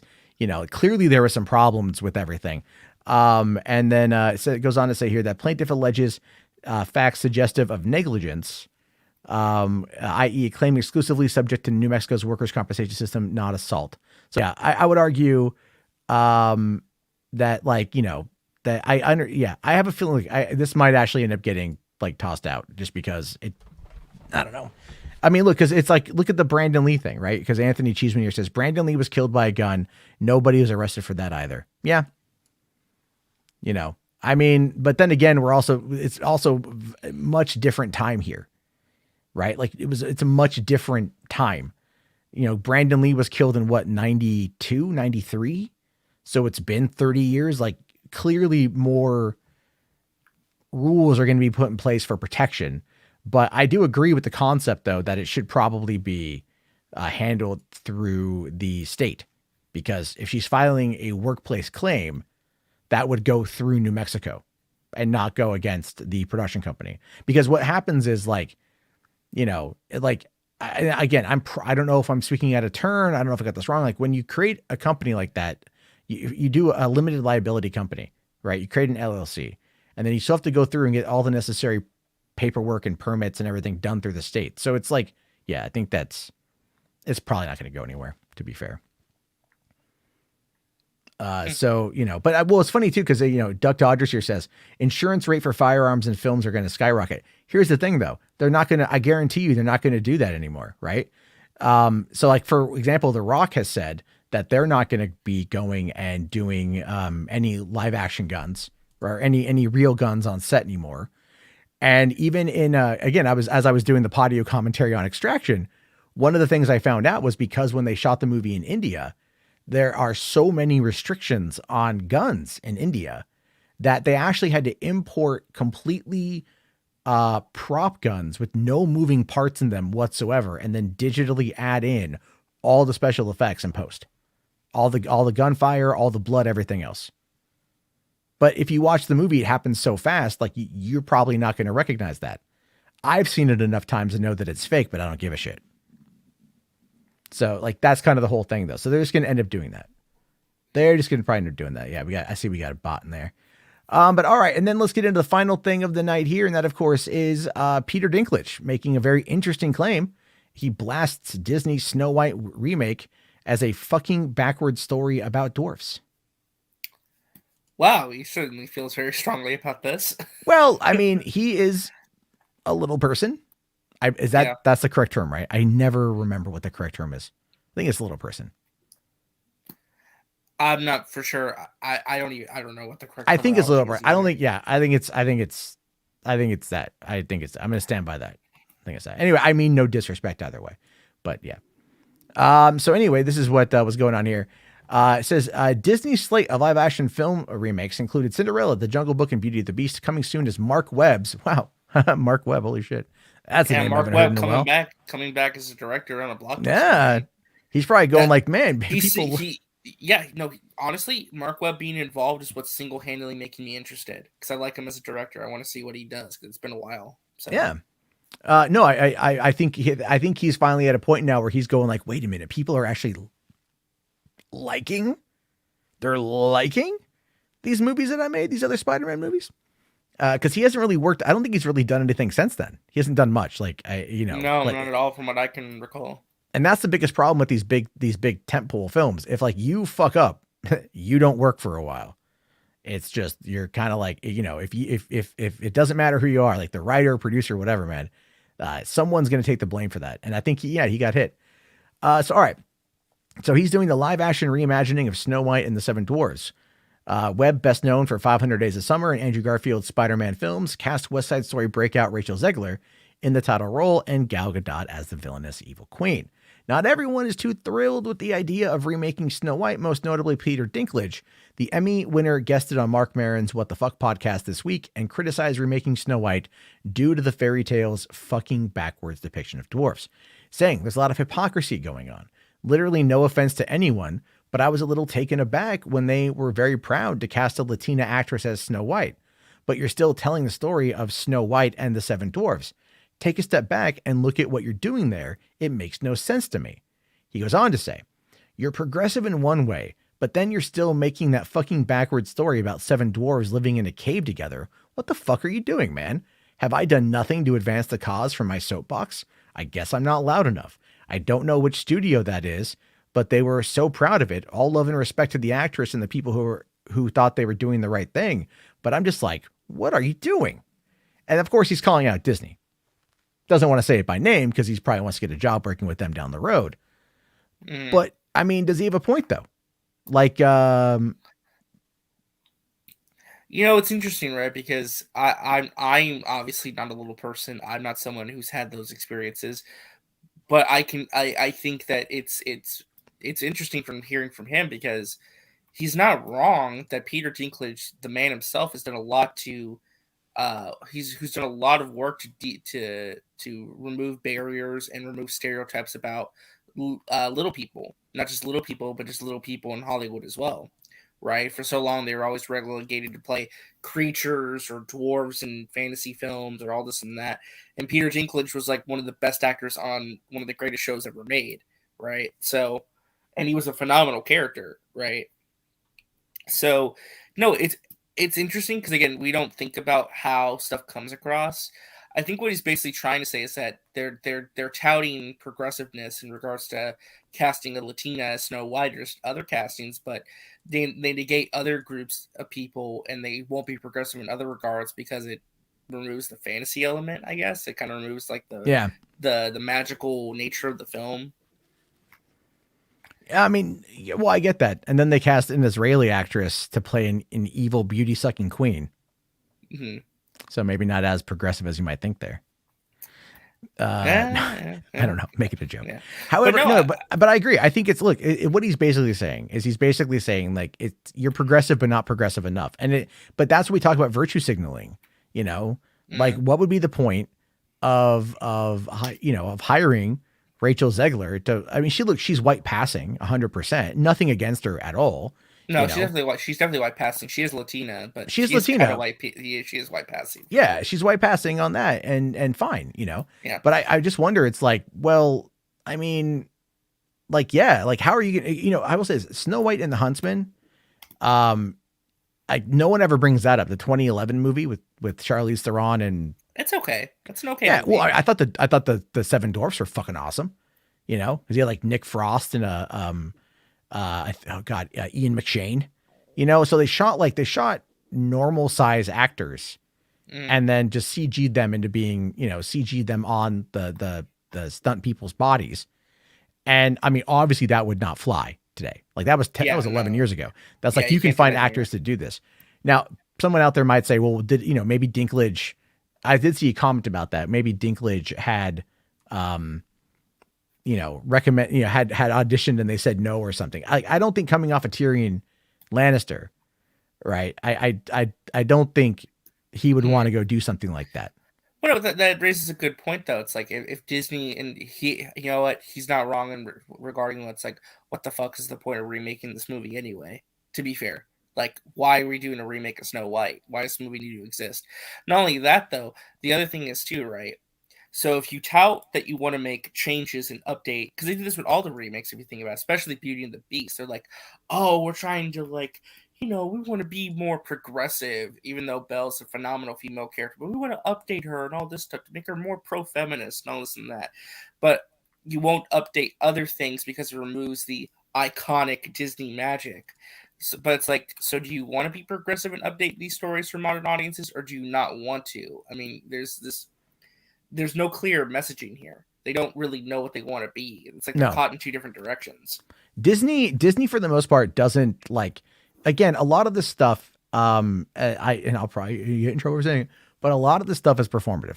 It is performative. I mean, look, that's where as much as I don't agree with the fandom menace for how they approach these subjects, because I don't think they come at them with a good faith argument intact. I think it's all manufactured. Not only that, but a lot of nuance is removed. There's you can't have a nuanced conversation. Yeah. Actually really dive deep into it. It's just basically ranting and raving, right? Yeah, no, basically. And it's but again, without understanding subtext, without understanding context, without understanding the history, it's just word vomit is what it is. But that doesn't mean that these studios and these companies don't actually do that. That's the downside. It's kind of like, throwing shit at a wall and just seeing what sticks. And it's like in some of these cases, you can tell that that's what they're doing. It's like there were like how many people out there are upset at Leslie Grace, at Sasha Calle, you know, for being cast in these roles. As I've said before, the reason why they're going for more of the Latino market has a lot to do with the popularity of moviegoers in those communities. And I would argue that that Rachel Zegler is probably in that same ballpark, you know, and that look, they do this every couple years. They start to like, you know, or do you remember the movie Turbo? The Ryan Reynolds animated snail movie? Yeah, the snail movie. Yeah. He's like the whitest white boy Canadian ever, and it's all takes place in the barrio. And it's like almost all Hispanic actors and a Hispanic environment, but then you've got like the snail is Ryan Reynolds and stuff. I think Ken Jeong makes an appearance in that one as well. Wasn't Samuel L. Jackson in that movie too? Maybe. It's been a long time since I've seen it. Because he was like he played like this like the black snail, right? The cool guy, you know, just like, well, that's okay, right? It's that's like, racist. What are we doing? It's very weird on that front. It's very weird on that front where these people end up operating from, you know. And a lot of these companies, they just do it because they think that's what's in the moment right there. And look, I'll give you guys a prime example of this. And this is something that gets mocked pretty heavily by the commentary community here on YouTube, is that look at June. June is Gay Pride Month, right? And so all these companies, they come on out and what do? They show, you know, they change their profile image on Twitter and on Facebook, on Instagram, and they keep it there for the month. And then as soon as July 1st rolls around, what do? They cut it out. You know, they just drop back to normal. And they stop tweeting about like they stop tweeting about it. Yeah. They stop talking about it. Stuff, yeah. They use it to sell you a product. I mean, I remember a year ago, like midway through February, I went to JCPenney and they had like a Black Lives Matter, Black History Month display in JCPenney. And it was like the most out of place thing I've ever seen in my entire life. Hey, I'm not against it existing. And remember, don't forget what Skittles did for Pride Month. White Skittles. Oh, right. Yeah, I forgot about that. It's so like I'm talking about though. Or look at what the I don't know if you talked about this on your channel. Have you heard what the Mars companies do with the M&Ms? Yeah. I mean, like that, but I was actually just going to mention that, right? So what you've got like some companies overcorrecting, trying to find a way to like play into all that stuff, you know, to be inclusive or whatever. And then you get M&Ms coming out and like, they just go, we're taking like the boots away from the green M&M. And then all of like anything that looks like it's like skin. Like, we're covering her up like with the white gloves and the white sleeves. Yeah, and then now all of a sudden, all the right wingers like, but I can't fucking jerk off to the green M&M anymore. Oh, Tucker Carlson's reaction, dude! I was almost crying of how like I was laughing so hard how pathetic it was. Oh yeah, it's like they're trying to desexualize my green M&Ms. Yeah, well, it's like they're trying to make you believe that the green M&M is not something you want to have a drink with. I mean, when you take away all sexuality, what are you going to do? Yeah, like I can't do a good Tucker Carlson. They're talking about how like they're trying to make everyone non-binary, and like the orange one is anxious because he's scared he's gonna be wokeified. It's like, what the fuck are we doing here? Well, that's the whole point. It's like the Mr. Potato Head thing from a year ago. That was a year ago, where they just rebranded it to Potato Head. That's it. Like that was it. A year ago that happened this month, but it feels like 8 years ago. You know, the Dr. Seuss canceling. That was a year ago, like next month. It feels like a lifetime ago. Absolutely. It doesn't make any sense. All it is performative nonsense. That's everything that it boils down to, is just that. And so the bigger problem then comes from the fact that so many, you know, but everyone wants to get angry. So it's like one side is either playing up the, you know, they're either, well, I think it was, I think Dane from Forced Adversity had said this the other day. They're talking about it. And I think they made the comment about like, all Tucker Carlson, all these guys going off on it is just giving them free advertising or something, you know? And I'm like, look, I don't think people like are going to look at what the right wingers doing and go like, laugh at them and go, I want to buy fucking Mars, you know, M&Ms now and shit. But there's isn't there like a lawsuit about like child labor and like these companies or something, like something with Mars. Oh yeah, there was a controversy. Yeah. Apparently there is a lawsuit going on about them doing child labor overseas. Right. So what do you do when you need to deflect? You go like, oh, hey guys, by the way, we turned the green M&M into a non-fuckable token. NFT. There's my reference. Wow. But really, they just, it's all a distraction. If anything, that's what it is. So. Yeah. It's all fucking crazy, RJ. It's all crazy. We live in a mad world. Yeah. What the fuck? Hold on. What the fuck? What? What's going on?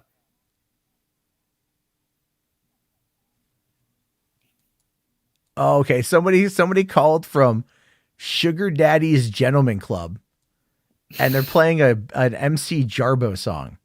What the fuck? Okay. Sugar Daddy. Where's Sugar Daddy's?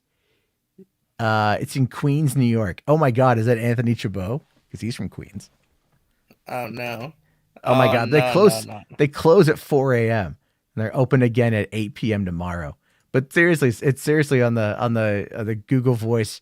Someone is called, because this picks up from the ID, right? This picks up from caller ID. So someone is actually watching the show from Sugar Daddy's Gentleman's Club, and everything else. Should I call it back? Should I call it back, you guys? You know sure, what? Why not? Let me just bring it up here so I can do this. We'll call it back. Why the hell not? All right, there we go. Okay. Let's see here. Let's make sure we're good. We're good. All right, we are calling it back.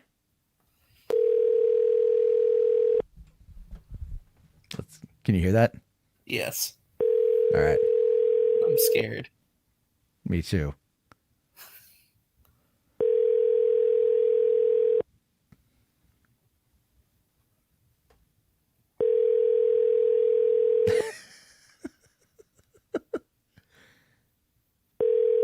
Oh, come on. It closes at 4 a.m.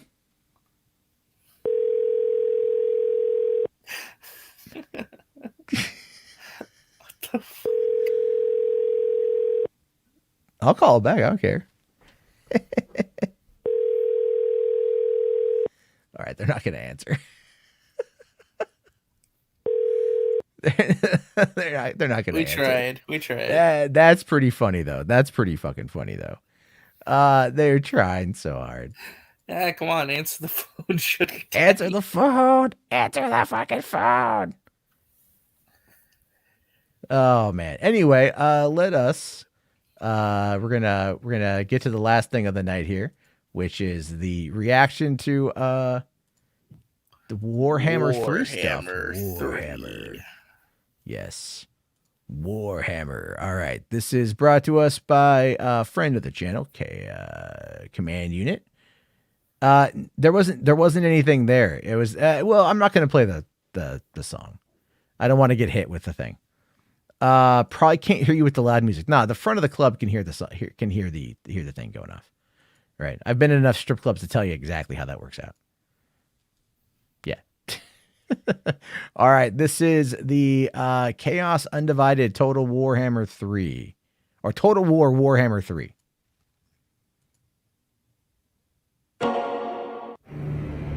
I was mortal once. Prince then, a prince now. The gods themselves court me to bear their mark. I have time.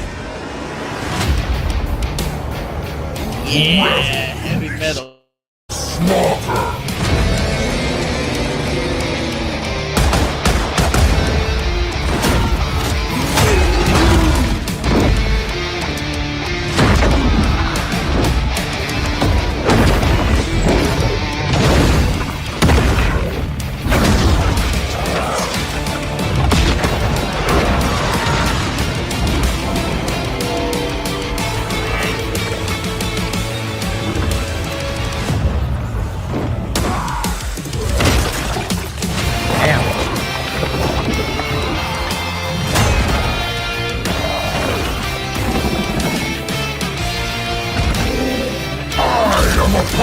no longer. I am the God Slayer!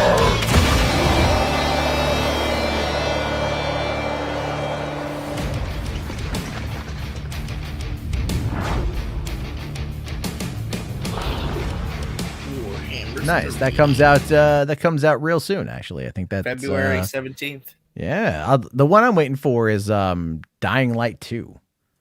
Oh yeah, that comes out. That comes out here pretty soon.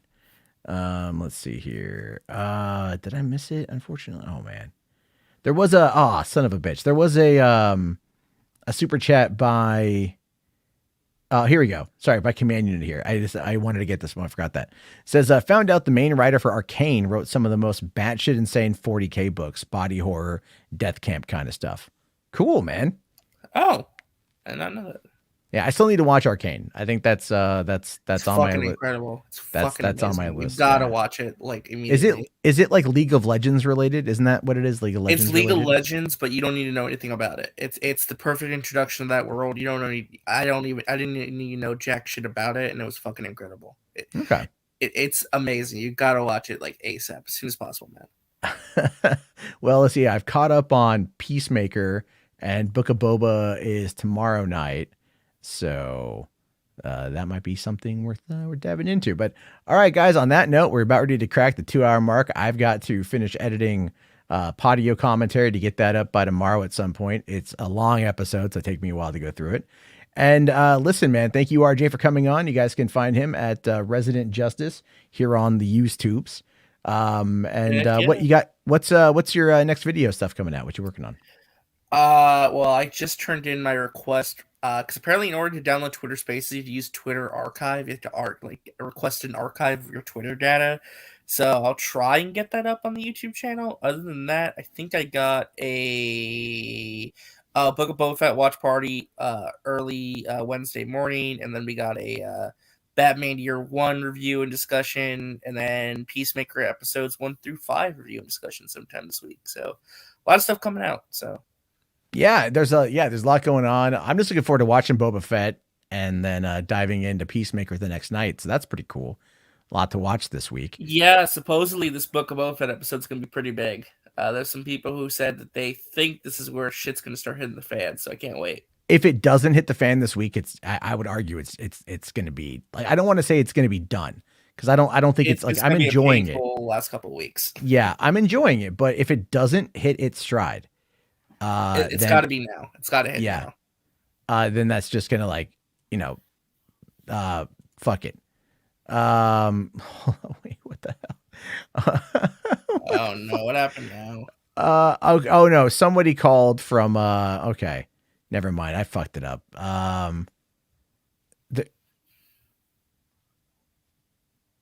Okay, somebody just sent me back the intro for the thing. All right. So I guess Jesus Christ. Fucking anyway. Anyway, guys. All right. Thank you all very much for hanging out. Have yourself a grand evening. Yeah, go watch a movie or two and peace out.